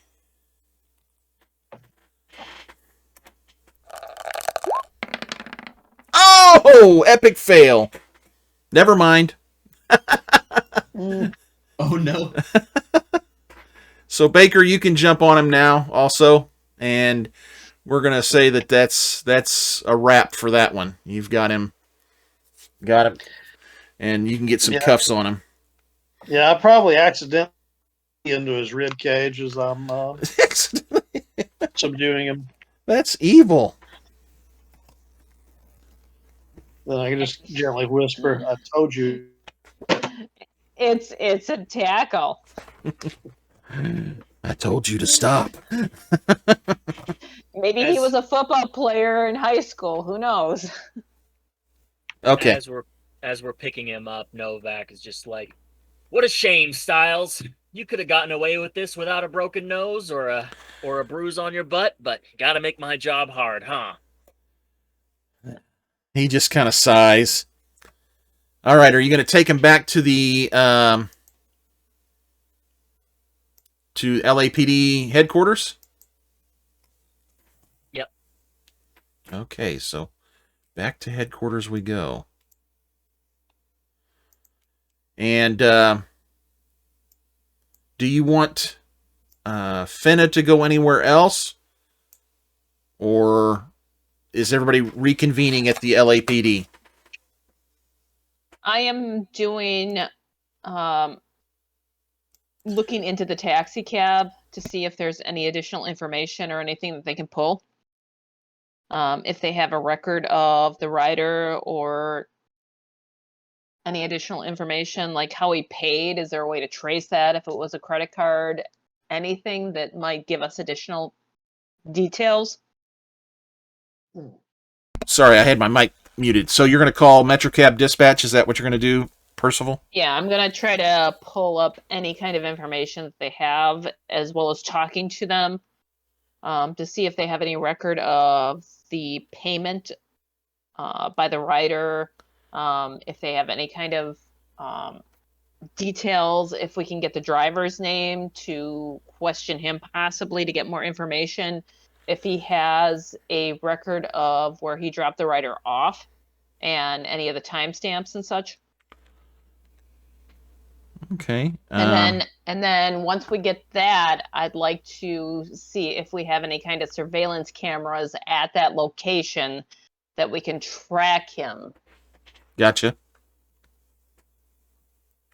So I'm going to see if we can follow him through the camera systems throughout the city, because I'm assuming the city is pretty wired. No, the city's not wired. This is post-apocalyptic to some extent. You've got okay. androids and stuff, but as far as technology in the streets, it's run down, and the techie is in flashy lights and stuff, but it's not with a bunch of cameras on every corner and things like that. So, well, if nothing else, then I'll reference where he went to see if there are any of the businesses that might have cameras that are out that we can access. okay, so are you going to call them, basically, contact them? Yeah. And not go down there, right? Correct. Okay. You get the dispatcher. This is Ermgard. How can I help you? Yes, this is the PD. We have a... Billy, I said get out. You got the secondary route. Get out there now. Come on. We ain't got all day. You got to go out there and kick up that fare. I'm sorry, lady. What? Yes, this is the PD. We have a active murder investigation. We are hoping that you may be able to assist. We have a person of interest that had gotten into one of your cabs, and I supply the cab number with the exact time and the location. And I'm hoping that you may have additional information that you can provide us on either the passenger, how they paid, where they were dropped off, and the driver's name in case we have any additional questions that they may be able to assist with. Lady, what? We didn't have any murders down here. What are you calling me about murders? The murder happened at the Snake Pit. One of your drivers picked up a person of interest in the murder. So we are hoping that you can all right, okay, hang on, just give me a minute, and you get like this stupid like elevator music as he puts you on hold. And it's probably not something I'm not unused to considering my position. So it's maybe 5-6 minutes, and he picks. Okay, yeah, that's that cab ID. They did make a pickup by Snake Pit late on that night of that shooting. They sure did. That was a driver. Let me see here. It was Earl. Yeah, Earl was the driver. He's not on today. This is his day off, so you can't talk to him right now. Can we get some contact information for Earl? Lady, I'm going to have to see some sort of ID before I believe that. I'm just talking to some person on the end of the phone. How do I know you are who you are?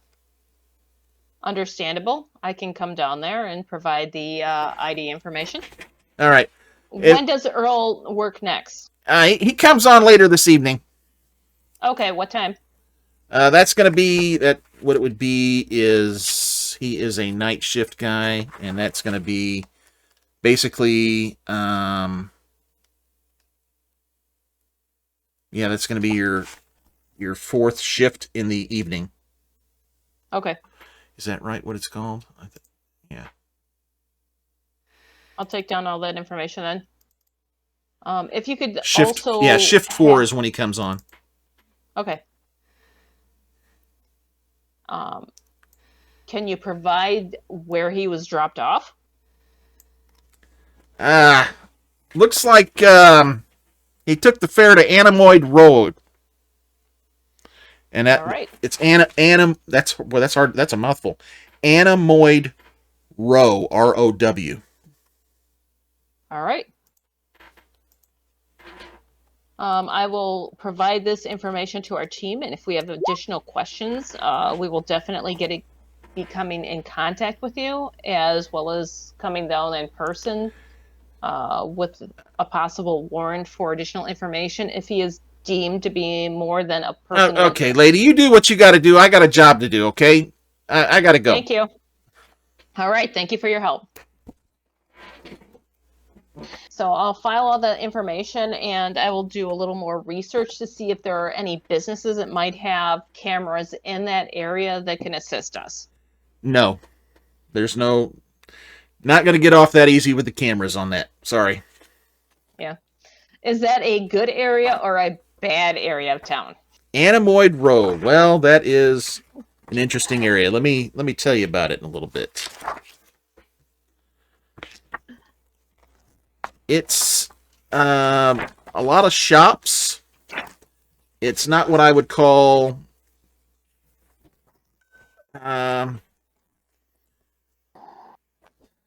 it can be a little sketchy. Let's put it that way. So questionable area that a person of interest may hide in without being suspicious. Well, I mean, it's Alameda Street. Actually, Metro Cab has an office there. There's a burger place. Actually, you know what? I'm going to go ahead and just show you the map because you would be able to pull that up.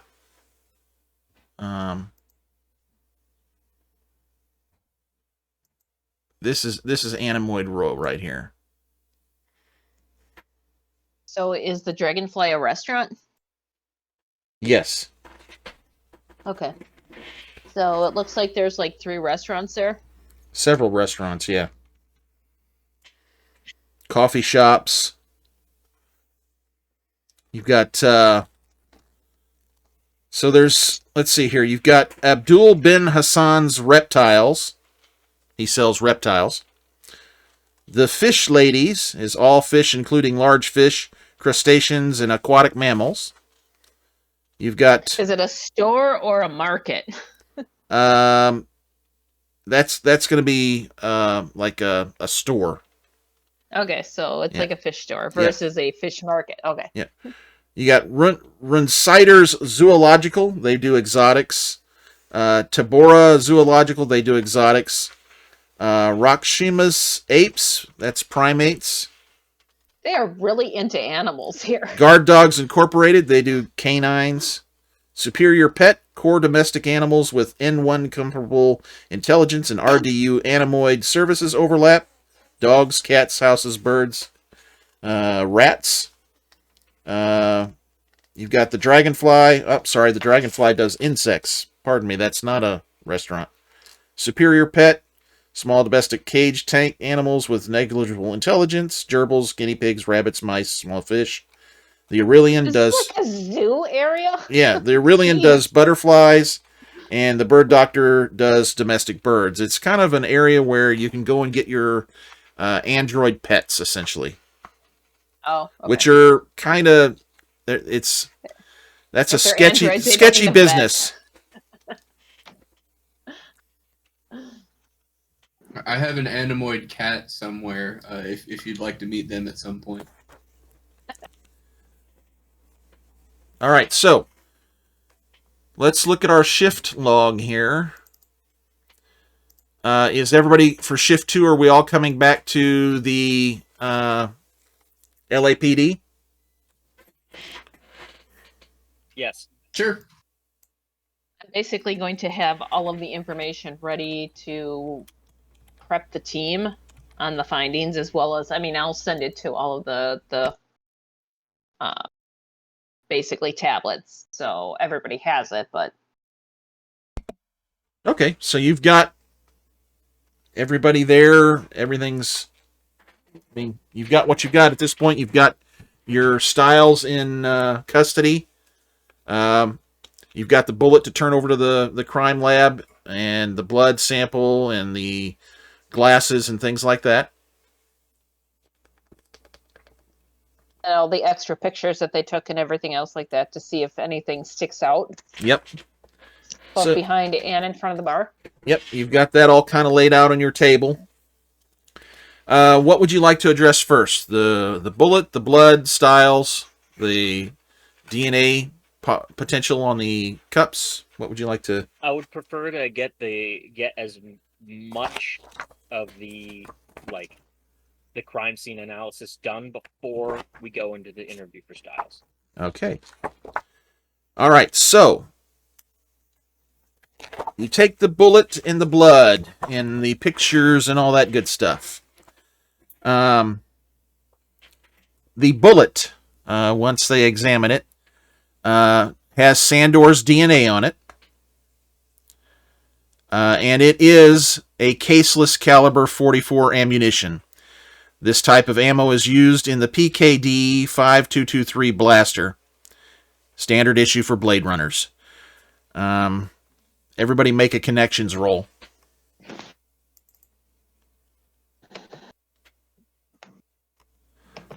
Oh, cripes. I gotta pull that up my character. Alright. And what are we, It's for you, it's going to be... connections roll is empathy and connections, so that's going to be a D10 and a D... I can't read that on the thing. What is it? Connections is a D10 and a D6 for you, Percival. Baker and Fenna, you need to both roll an additional dice. what is that? 1d10 and 1d what again? Sorry. D6. D6. Thank you. Okay, so we've got plenty here Oh, of successes. Excellent. yeah, you Okay. do empathy. So almost all of you kind of come up and you're like, there's a vendor called Bullet Bob's Runner Surplus that sells surplus runner gear. It's in Hawker's Circle in Sector 4. And you know that they do sell these surplus guns there. Because the bullet didn't match anybody's gun that you have on file. Knowing the legalities of gun dealers, are they required to have what the interior bore looks like to identify guns that they've sold, or no? No, they're not gonna. You'd have to go to Bullet Bob's, and he could pull records and maybe give you some information on who bought it, possibly. I mean, we'll definitely put that together and maybe send. Do we have lackeys that can do that? No, it's you guys. All four of you are the ones that have to do this. All right. We can't send an NPC to do it. Dang it. You tried. Yep. They're all busy doing other things. All right, so that and then the blood sample comes back as Sandor's off the floor. Also, that is for sure Sandor's. Is there anything else, or it just comes up with his blood? There's nothing, no other DNA or anything else Nope, just that might his, be in it? just his DNA. Okay. I mean, doesn't hurt to ask, so maybe the shooter cut himself or something and left a little trace behind, who knows? All right. What's next? Are we regrouping at the office now? Or Yeah, just you're once- regrouped at the office right now. Yep.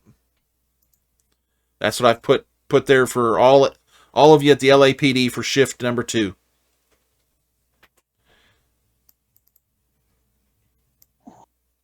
And you do have to take, in 4 shifts, you will have to take 1 shift of downtime.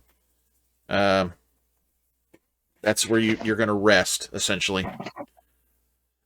Or you start taking stress.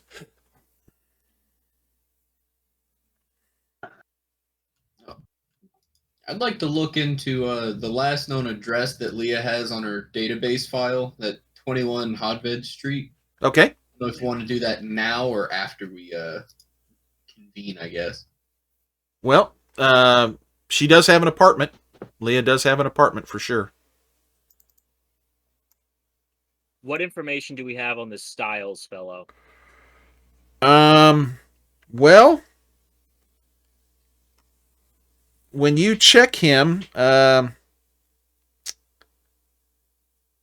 he's actually a Nexus 8 replicant and a fugitive.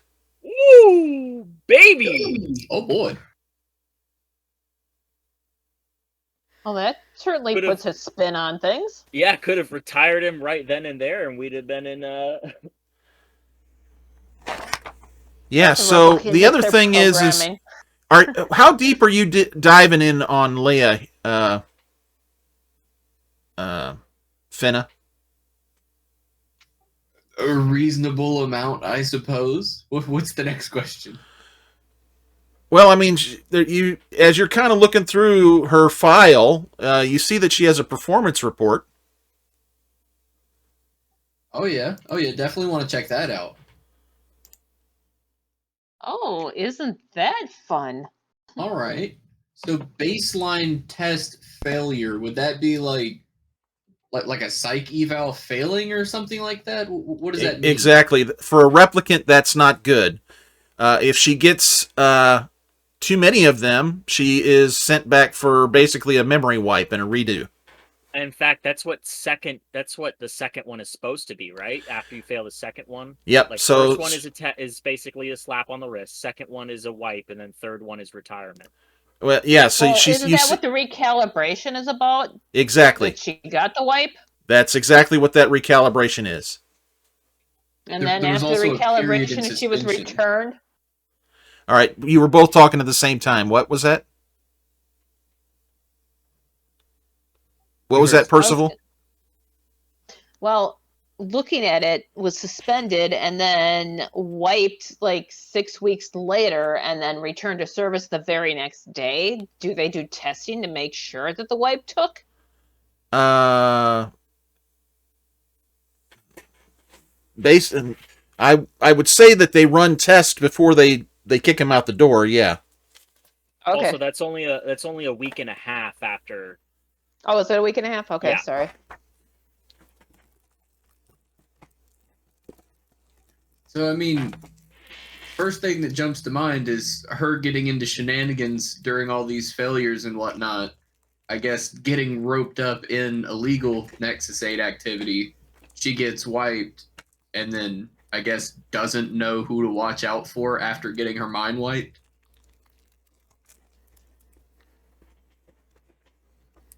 Maybe got in some shenanigans, and then the other people didn't forget. Well, if I understand it correctly, it's not necessarily a memory wipe. Like it's literally like they can just, I don't know. It's a reset, basically. Yeah. So factory reset to, your programmed skill base, but I guess It's kind of the equivalent of my computer's acting glitchy, so I'm going to turn it off and restart it, kind of thing, and then just verify that all of my drivers are okay. Well, the question I have is the 8s, they knew there was a problem. If they do a reset, are they putting the basically programming of a 9 on an 8? No, that wouldn't be the case. Yeah, they do not get the 8s and the 9s messed up. Like it's pretty clear on the if someone's an 8 or a 9.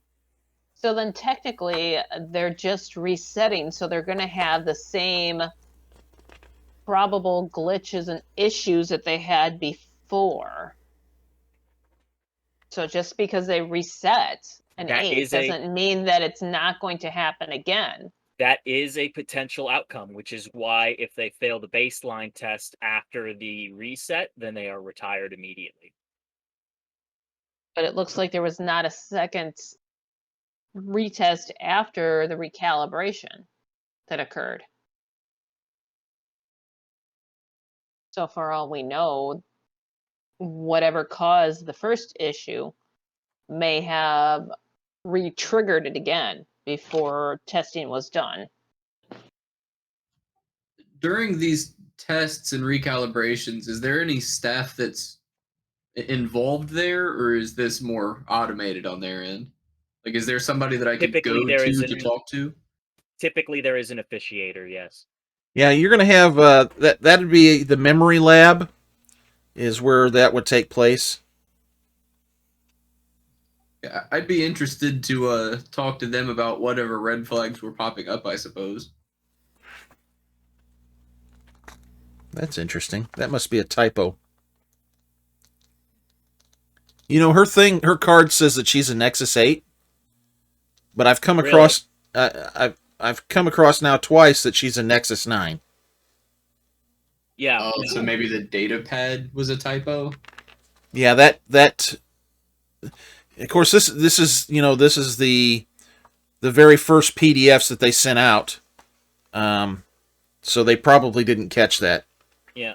Nexus 8s would be immediately retired. They were not Yeah. retained for service, so.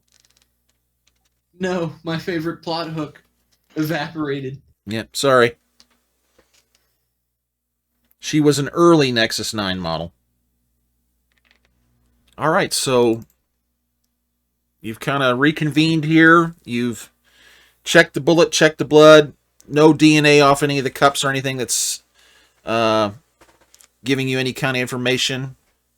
You've kind of dug around. You've got Earl, the taxi cab driver that you could still talk to, that comes on in shift 4. You've got the memory lab now that you're wanting to go talk to them.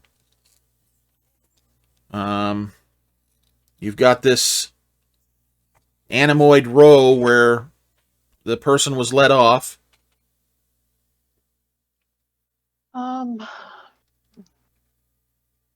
Well, somebody should head down to the row just to see if we can get some additional information. I'm not sure who the best person is for that. And what were some of the other tasks again? Sorry. Well, you've got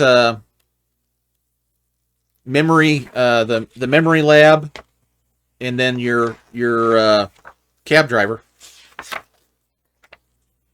Memory lab, cab driver, and Styles. Oh yeah, and Styles. And the road. So Is her we'd all be address going still into on the different table? directions. Oh yeah, and you've got Leah's house.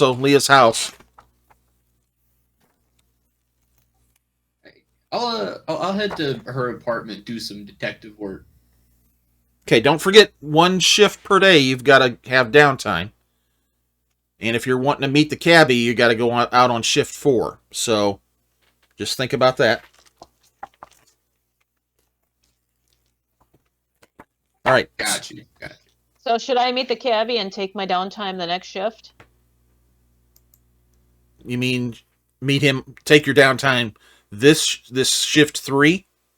Yeah, because I'd have to have a downtime in this cycle, and we're at the LAPD right now. Yep. So. Yep, you kind of need to take your downtime if you're going to go meet the cab driver.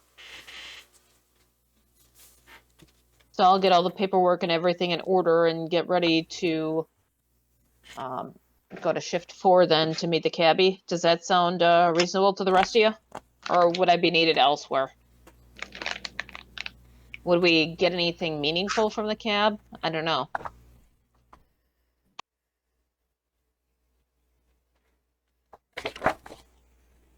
I mean, we might Oh, get I DNA, think that we but could it get might something be meaningful from the cab.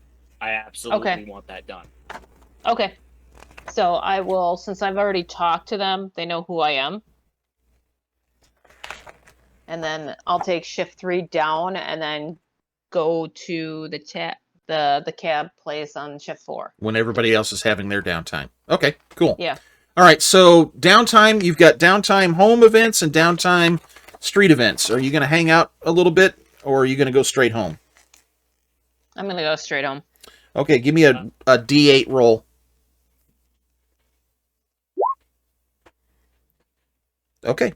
You don't have any stress, so no need to do anything there for that one. No special information while you're downtime. All right. Okay. Where's everybody else going? Fenna, are you going to Leah's? Yes, sir. Novak, where are you going? I'm going to get this this interview done. Okay. You're at LAPD. And do you want Baker with you, or are you going to send Baker somewhere else?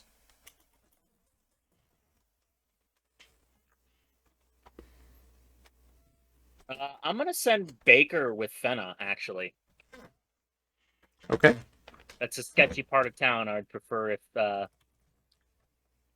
Baker, you'd back Fenna up. Well, thank you. Okay. Excellent. All right. So let's do the apartment first. All right. So when you guys arrive, you know it's a small studio apartment in Sector 5. It's actually not too far from the LAPD HQ. Let's see here. The elevator's out of order. Stairwell's filthy and covered in graffiti. You need to push past a few of the other residents. You know, they're kind of giving you angry stares. On the 13th floor, where she's at, you see the word skin jobber sprayed on Leah's door.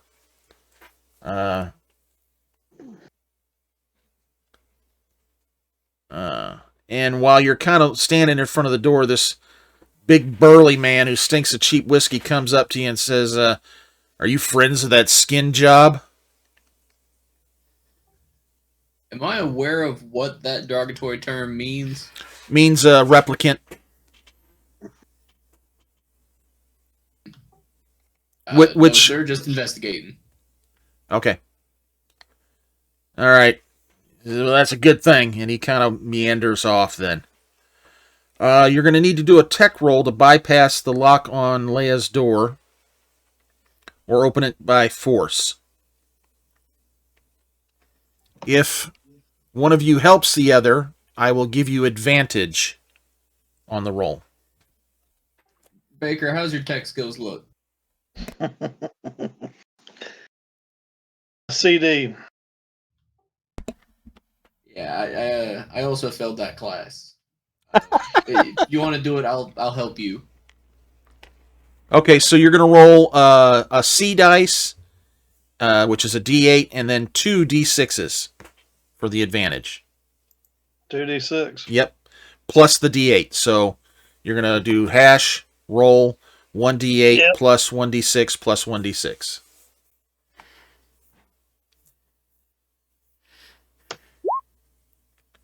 All right, you got a success. The door opens, and you're able to go inside. Inside, you it's a small, kind of barren apartment, probably pretty similar to your own. I'm going to give you, we're going to go to map. It's the 21 Hondo Street was, right? What was it again? It was like Han Ved, maybe? Yeah, okay, this is it. Okay. And then I've got a picture for you of what you kind of see here. And just let me know if there's anything you want to look at while you're here. What book does she have open on the table? Oh, either of them, I guess, if it mentions. Okay. It's a collection of poems by William Blake. It's open to the famous poem The Tiger. Let's see here. Got a handout for you on that. Is that a jar of butterflies? It is. They're in the left side over there. Yep. Yeah, on the small table next to the sofa, there's a butterfly jar with several surreal yet beautiful butterflies in it. They are artificial. Is that a clock next to it? They're behind the pillow, kind of. Yes. Yes. Nothing real interesting about that. I'd like to do a quick browse of the bookshelf, see if anything stands out. The poem is awfully emotional. I wouldn't quite expect that out of a combat focused agent. Pretty standard stuff. Nothing that just jumps out that says, hey, this is an issue, or why would she be reading this kind of thing. You know, she doesn't have like a copy of Mein Kampf there or something. Got you. Or the Anarchist Cookbook. What's the item on the coffee table? Not the books and not the glass, but The little yellow, like yellowish gold. yeah, looks like it may have a rectangular handle or something on it. Yeah, that's actually some of the cups. That looks like that was some sort of an alcoholic beverage. Which you notice there's a lot of bottles and stuff around. Been drinking a lot of alcohol. It's I'd like to check it's under the mattress and it says the kitchen has plenty of empty bottles, mostly vodka, but very little food.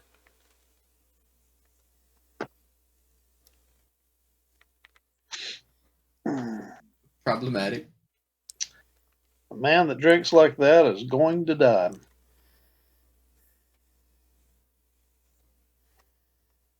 I'd like to check under the bed and the bedside table, see if anything jumps out at me. Nothing other than there's a photograph on the nightstand. And that's the photograph. That's a child. Yeah. Is there any like writing on the back or anything like that? Let's see here. Also, the writing on the side, is that like a hospital, like something med? I'm sorry. What are you talking about now? It looks like there's some text going up the left side of the image. I didn't know if that was like a name or location or something. Oh, that's just some artifact they've got there to make it look like a crime scene photo. Okay. I have a question. Are synthetics able to reproduce? Not that you're aware of. Absolutely not. Yeah, and she was just made a year ago, so she definitely didn't have a childhood herself. You do notice that, I mean, when you're looking at this, you notice there is a resemblance to Leah herself. Sometimes they have their core memory is something that happened during childhood. Well, it's not a real memory; it's a fake one. But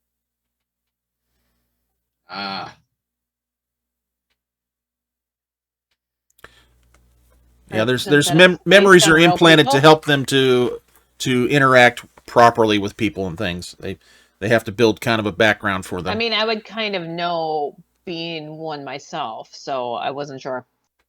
Yeah, you have implanted memories and things. So does Are Fenna. they based on real people? no, that is illegal. Okay.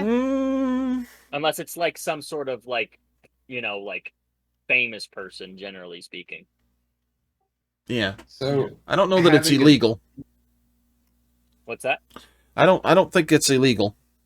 It's pretty illegal to use real events or things that happened as core memories. I'm relatively certain that that's it. That's Yeah, a that could rule. be it. That could be true. That could be true. But overall, definitely odd that a replicant would have a photograph of a human child like in a place of importance. Yeah, so you asked a question about on the back of it, and it does have something printed. Let me look to see what that would say here. Yeah, it's indicates on the back that that was from a memory scan. So there's no names or anything attached. It doesn't look like there's a way that we could contact this kid, see if they're like an adult now. No, nothing like that. Is there an item on the bed next to the pillow? Yes, but there's nothing in here about it, so it's not. It's like an old tray, like see how there's food trays everywhere. It's probably a food Okay. tray. Is there anything of note in the bedside table?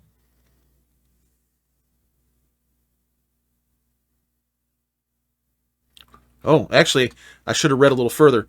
The back of that photo is stamped Doc Badger. Is that a recognizable brand or anything? Roll a connections roll.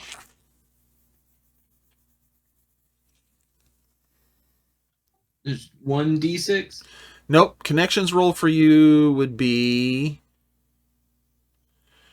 That's going to be probably.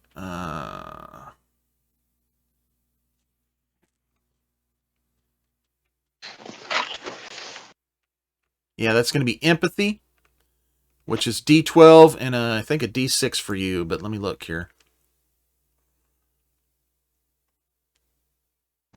Yep, D12 and a D6 for you. Got it.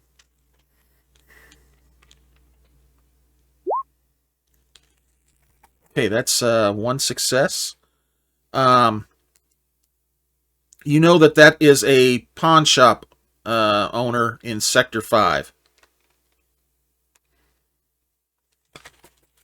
Okay, interesting. Go ahead and note that. Is there something attached to the sofa? No, that's nothing to be worried about. That white thing? Yes. Yep, don't worry about that. That's like I think it's just like padding or something. Okay. So you guys have pretty well found everything. You've got the poem, you've got the photo, and you've opened up and looked at the back of it. You've got the, you found the butterflies, and the empty bottles, and the lacking of food is kind of what you're going to note in this apartment that are of interest. All right, so let's move on to the Novak back at your. You're going to do your interrogation of Styles. Yep. Okay. But first, what do I have on his Nexus model and what he was assigned to do and all that kind of stuff? Nothing that jumps out to you as far as this relates to this case. Okay, how about as relates to me conducting the interview? Let me look to see if there's anything here that might anything else that could jump out here. Oh, I guess you would know he's a combat model. Oof. We took down a combat model, boys. That's scary. Nexus 8's combat models are freaking terrifying. Any particular parts of his service, like Calantha or anything like that? No, nothing specific like that. Yeah, just a little piece of history here. Basically, one of the things that happened is that you had people on those outer planets that companies that were basically trying to wage war with each other, but they couldn't do it with real people, so they just started buying replicants to wage war with, and that is some of the most brutal fighting that humanity has ever witnessed. But it was with replicants, so it was totally fine. And so there was a large number of Nexus 8s that were involved in those in that off-planet fighting. Okay. So he's in the interrogation room, ready for you. Yep.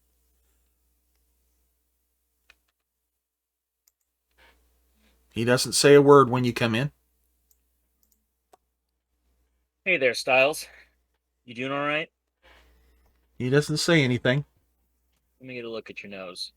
Has his nose been taken care of? Yeah. Looks like they did a good job. Sorry about that.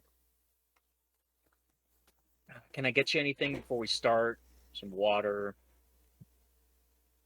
He's just stone-faced and looking straight ahead.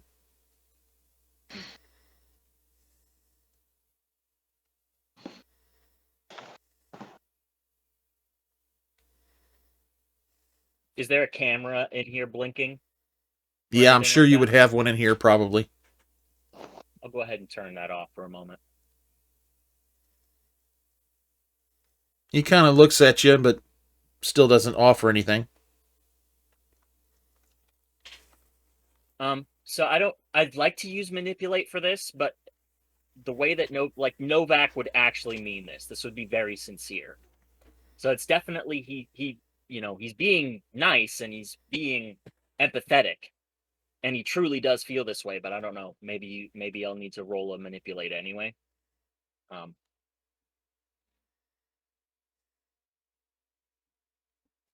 Listen, Styles. You're a Nexus 8 model. We both know it. There's not that much I can offer you. But there is really only one thing that I could offer someone who's due for retirement.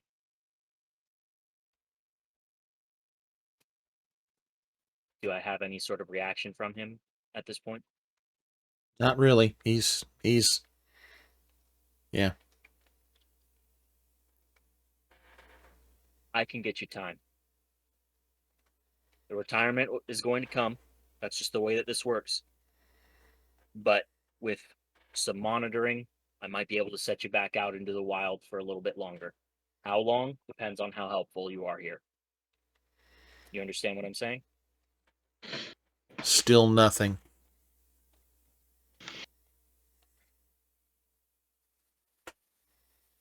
All right, well, now's the time to say anything you want to get off your chest before I turn those cameras back on. Still nothing. All right. Turn the cameras back on.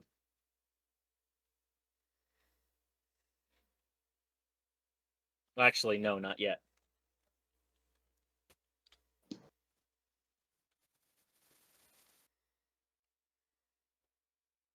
Novak looks to the side. He's definitely not proud of what he's about to say next. Styles, I really do want to help you out, but I am trying to make sure that something like this doesn't keep happening, that people don't keep getting, including other replicants, murdered. If you continue to refuse to help me, and the carrot doesn't work, I have no choice but to use the stick. I will get the brain boys down here, and I will take a poke. I don't want to do that. I really don't want to do that. But we can't have stuff like this happening under our watch. That being the LAPD. It's your call. So the way you're trying to manipulate him is you're threatening for them to go in and basically poke around in his Yep. programming, huh? Essentially. It's like, and Novak is serious. Like, that's not the route he wants to go. Like, he doesn't want to do that, but he's not going to walk away with nothing. Yeah, you're going to have to come up with something tougher than that, it sounds like, because he's just not budging off of nothing. He's just sitting tight. In fact, when you say that, he kind of smiles a little bit. There's just a slight crease. Can replicants guard themselves? Not if you From get to poking such an around in him. intrusion? You hook him up to the machines, he's not going to be able to guard against that. That's going to be full on, Okay, I wasn't sure, so. Yeah. Anything else you want to threaten him with? Kind of, but I don't know how to put it. Well, give me the gist, and then we'll make a manipulation roll. Are replicants ticklish? There probably can be programmed for that, yeah. Okay.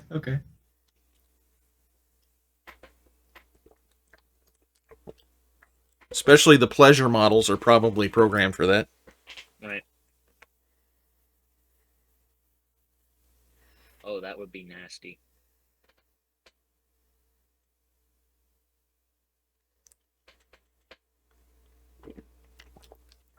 What you gonna do?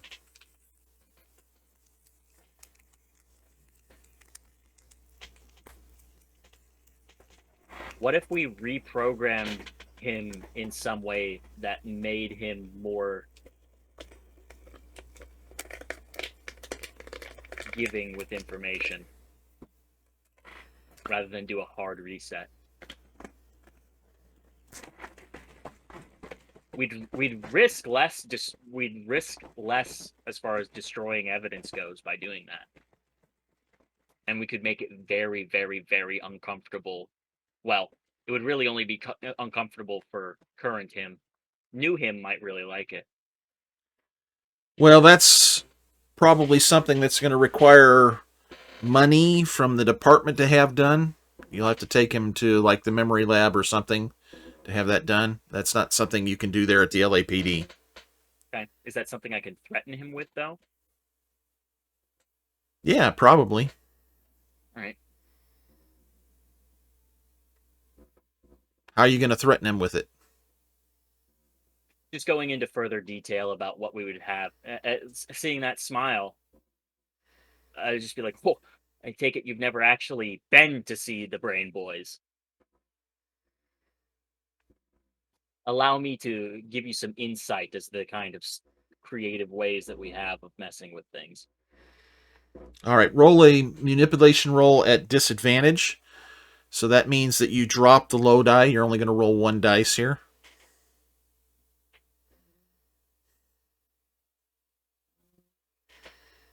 Pretty sure I'm rolling D6, D8, but I'm not 100%. Well, let's look here. Manipulation is a empathy. Yep, so you're going to roll a D8. One success. So as you kind of start talking about how you're going to butcher his brain and basically neuter him as far as the way his personality is now, he finally says, "Look, Leah was a tormented person." I don't. Would they refer to themselves as person? Yeah, I guess. Yeah, they would refer to each other as people. A tormented person, and I was going to help her get off world. That's basically what he offers up. Right.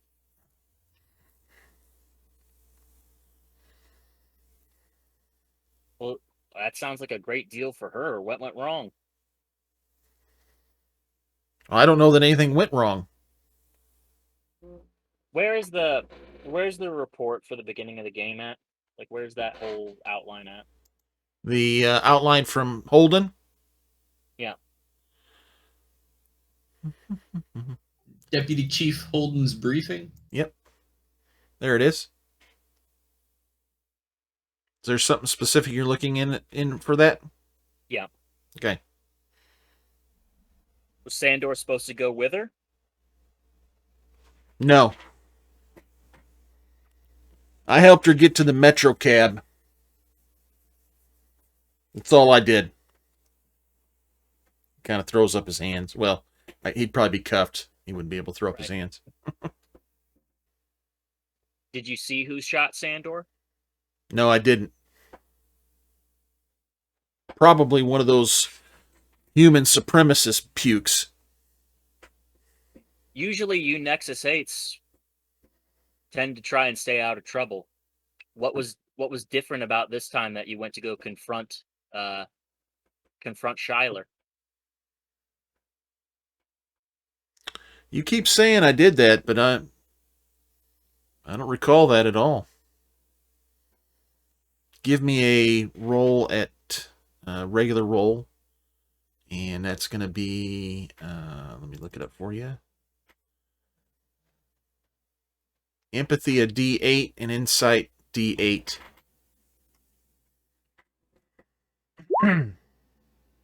I would like to push the remaining one. Okay.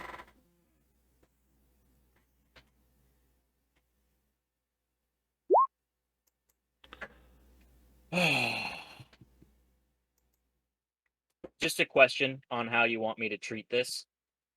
Is it that I think he's telling the truth, or just that I can't like be like, ah, yes, he's lying? You're just trying to determine what he's telling you is valid and what isn't. I mean, because I wouldn't have brought it up in the first place if not for the fact that I have the eyewitness account that says that it happened. well, try to manipulate him a bit. All right. I mean, think out of the box. You know, you're interrogating this guy. Pull up your KIA pad where you've got the interview from the owner of the Snake Pit. What's his face? Yep. Taffy Lewis, where he says that he saw him. You know, Right. and just play back that part of the thing. Right here. All right. I've got witnesses that put you there. You know, and Yep. then manipulate them. Let's hear how you want to put that. All right. And there's nothing that says you can't fudge how many people said it too, you know? That's a Right. you know, think Well, I'm trying to think of how to fudge that because I don't have another recording. I mean, I could say reports, like this one, and then pull up the one. that sounds good. Roll with it.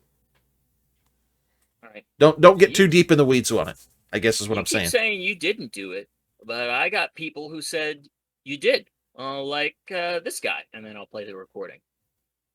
Okay, give me your manipulation roll.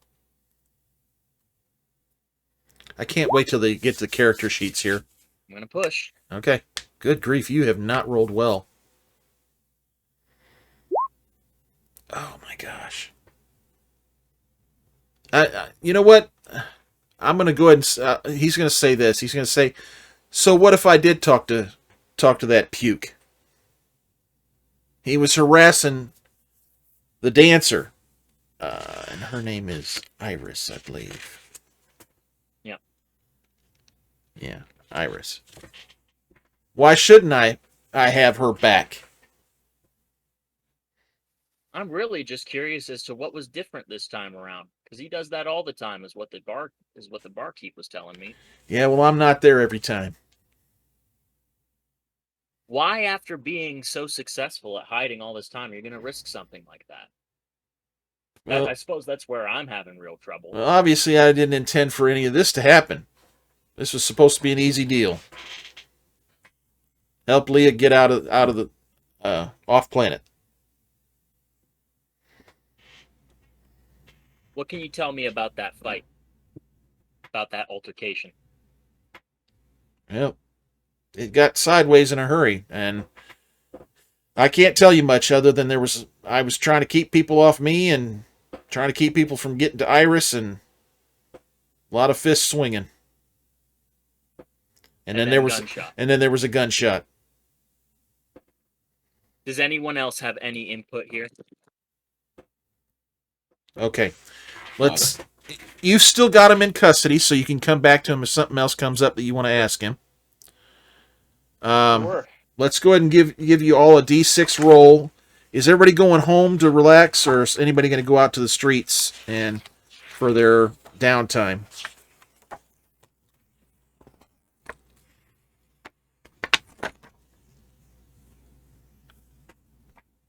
Baker, are you going home or out? Going to hang out on the street a little bit?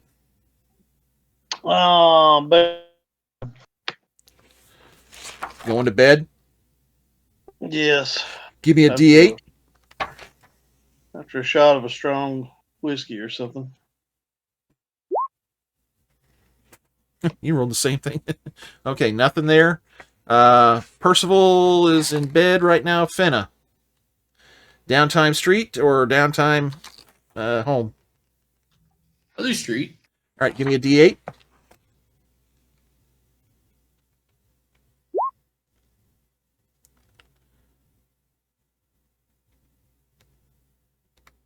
Okay, you've got no stress, so no issue there.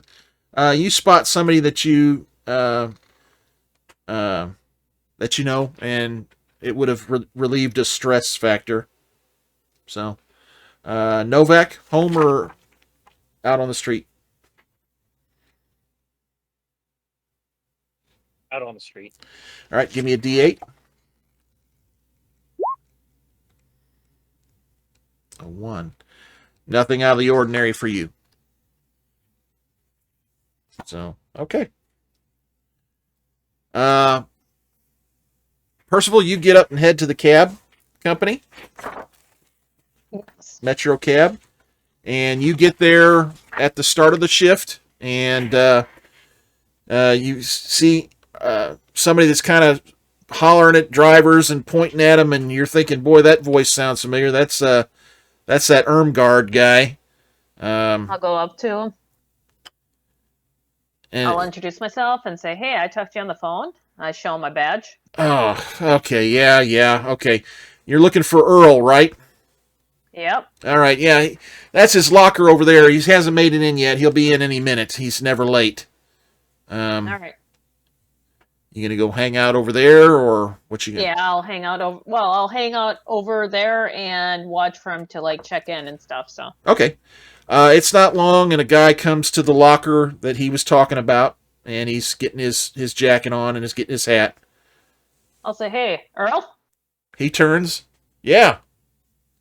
Yeah, I present my badge. Say, I have some questions for you. Apparently, one of the fares you picked up is a person of interest in a murder case. I'm hoping you can give us some information. Okay, I'll try to help the best I can. Okay. I give him the details and say, we understand you picked up this person at the club and you delivered him at the alley. Do you have any additional information that you might be able to tell us about him? What happened in the cab? Yeah, I remember that fare. It was a young woman, and the reason I remember is because she had a gun and she was clearly upset. I got let her out at Anna Mid Row, and she kind of disappeared in the crowds. Can you give us a detailed description of her? I mean, we have images, but they're not real clear. Okay, he starts describing the person, and you're like, man, that kind of maybe sort of sounds like Leah. Okay. I ask if he could describe the weapon. It looks a lot like what you got there. Okay. After she left the cab, after you dropped her off, could you tell which direction she went off? Don't forget, you can pull up a picture of Leah on your KIA pad. Okay, I'll pull it up and say, is this what she looks like? Yep, that's her. Okay. And then, does he indicate which direction she seemed to head off into the alley? I let her off at Anna Mid Row, and she was into the crowd before I could hardly say bye. Okay. Did you have many fares afterward? Yeah, it was a busy night. Okay. Was there any particular part of the cab that she might have touched that no one else did? That we could get some DNA from her? Or Oh. possibly from her? Lady, I was busy driving. I have no idea. Okay. And as far as DNA in the back of that cab, you're going to find all kinds. Yeah. It's once or twice a night somebody pukes in the back of my cab. All right. Do you mind if I check the cab quick before you head out, just in case? Well, yeah, go ahead. I mean, they clean them every Okay. day, so I doubt you're going to find anything, but go ahead. Okay. You look it over, and I mean, it's pretty standard cab. You can tell it has been cleaned.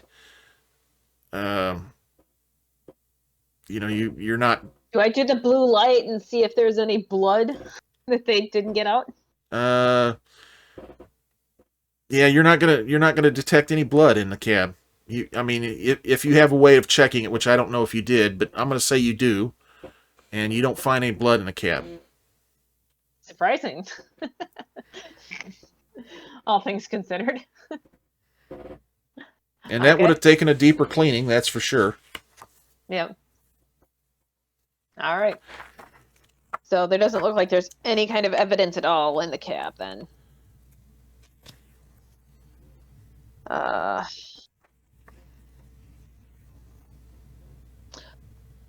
How did Leah pay for the ride? She paid cash, whatever that cash would be. Yeah. I'm think they're assuming called you don't shine- know which action.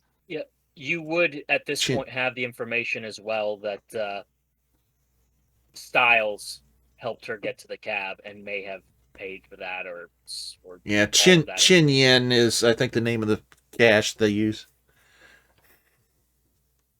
I'm assuming he doesn't know specific bills or anything because I'm sure other people have paid cash too, so we Yeah. can't necessarily pick out. No, you're not going to be able to fingerprint cash. That's already been sent to the bank and everything. I'm going to ask, was there someone with her? Not that I saw. He kind of looks at his watch. He's like, "Lady, I gotta get going here. You're cutting into my money here. I gotta roll." Okay. Well, thank you for your time. Okay. If we have any additional questions, we'll definitely be in contact. Yeah, you can catch me here, and if you really need me, dispatch can holler on the radio. But I gotta get down the road before my boss starts chewing me out. Okay. Well, thank you for your time. All right, thank you. Yep. All right, so that's the end of shift 4, and we're going into shift 1 for day 2.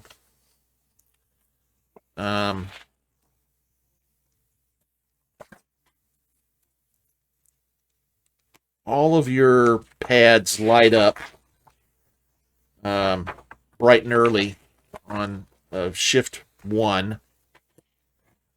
And it's Chief Holden, and he is not happy. Have you seen the cover on the Kill magazine? He asked all of you. Nope. I've been investigating. Well, let me show you. Look at this. Now it's news, front page news, cover news, and that scuzzy magazine is going to run with this and is going to start making us look bad.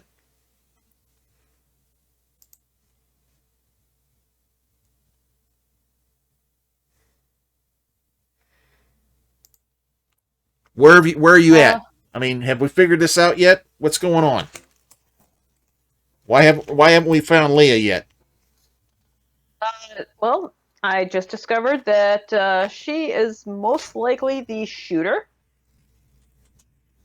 What? Yep, we've linked her to the cab leaving. And it sounds like she may have had some assistance from the person we have in custody. because he was sympathetic to her, or at least sins because he is Novak himself. is going to kind of stop Percival and sort of take from Okay. here. All right. The Nexus 8 that we pulled into custody last night is a smuggler for getting replicants off world.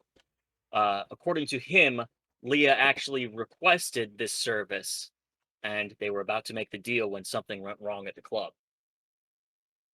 Do you think she shot Sandor? It's possible. We're still looking into some of the forensics with the gun. We'll be headed down to what's the name of the place again? Bullet Bob's? Bullet Bob's, to see if she picked up a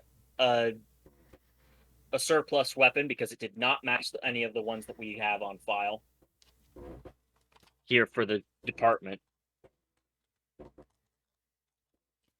But it's definitely a possibility. She became a suspect. That's just great. All right, well, keep Quell involved in the loop and get this taken care of. I can't have the front page of these magazines switching their headline to "Detective Kills Detective." We need to Understood. go ahead. No, that's it. He's just saying understood. Okay. Trying to All right. get out of here as quickly as possible. All right. Keep me up to date on your progress. Holding out. Will do. And he cuts the link. Okay, so it's 9:30, and I know it's a weeknight. This is a good place to stop for the night, and we can pick back up on a Friday night where we can finish things up. Before we sort of end for tonight, Novak is going to end up pulling Percival to the side after we get out of the office. Just to let you know, I appreciate your go-to attitude with giving information, but the chief is already irritated, and he is interested in a very narrow strip of information. Understood. Yeah, he kind of just wants to hear we've caught the person or that we found Leah, doesn't he? Pretty much. He wants to put this one behind him. That's obvious. Well, remember, he's getting pressure from the public. You know, there was a murder. He's getting pressure from also Wallace Corp because it's messing up their Nexus 9 launch. Right. So he's getting political pressure, people pressure, and then, you know, just the day-to-day, it's a, you know, we've got a murder, we need to solve it kind of thing.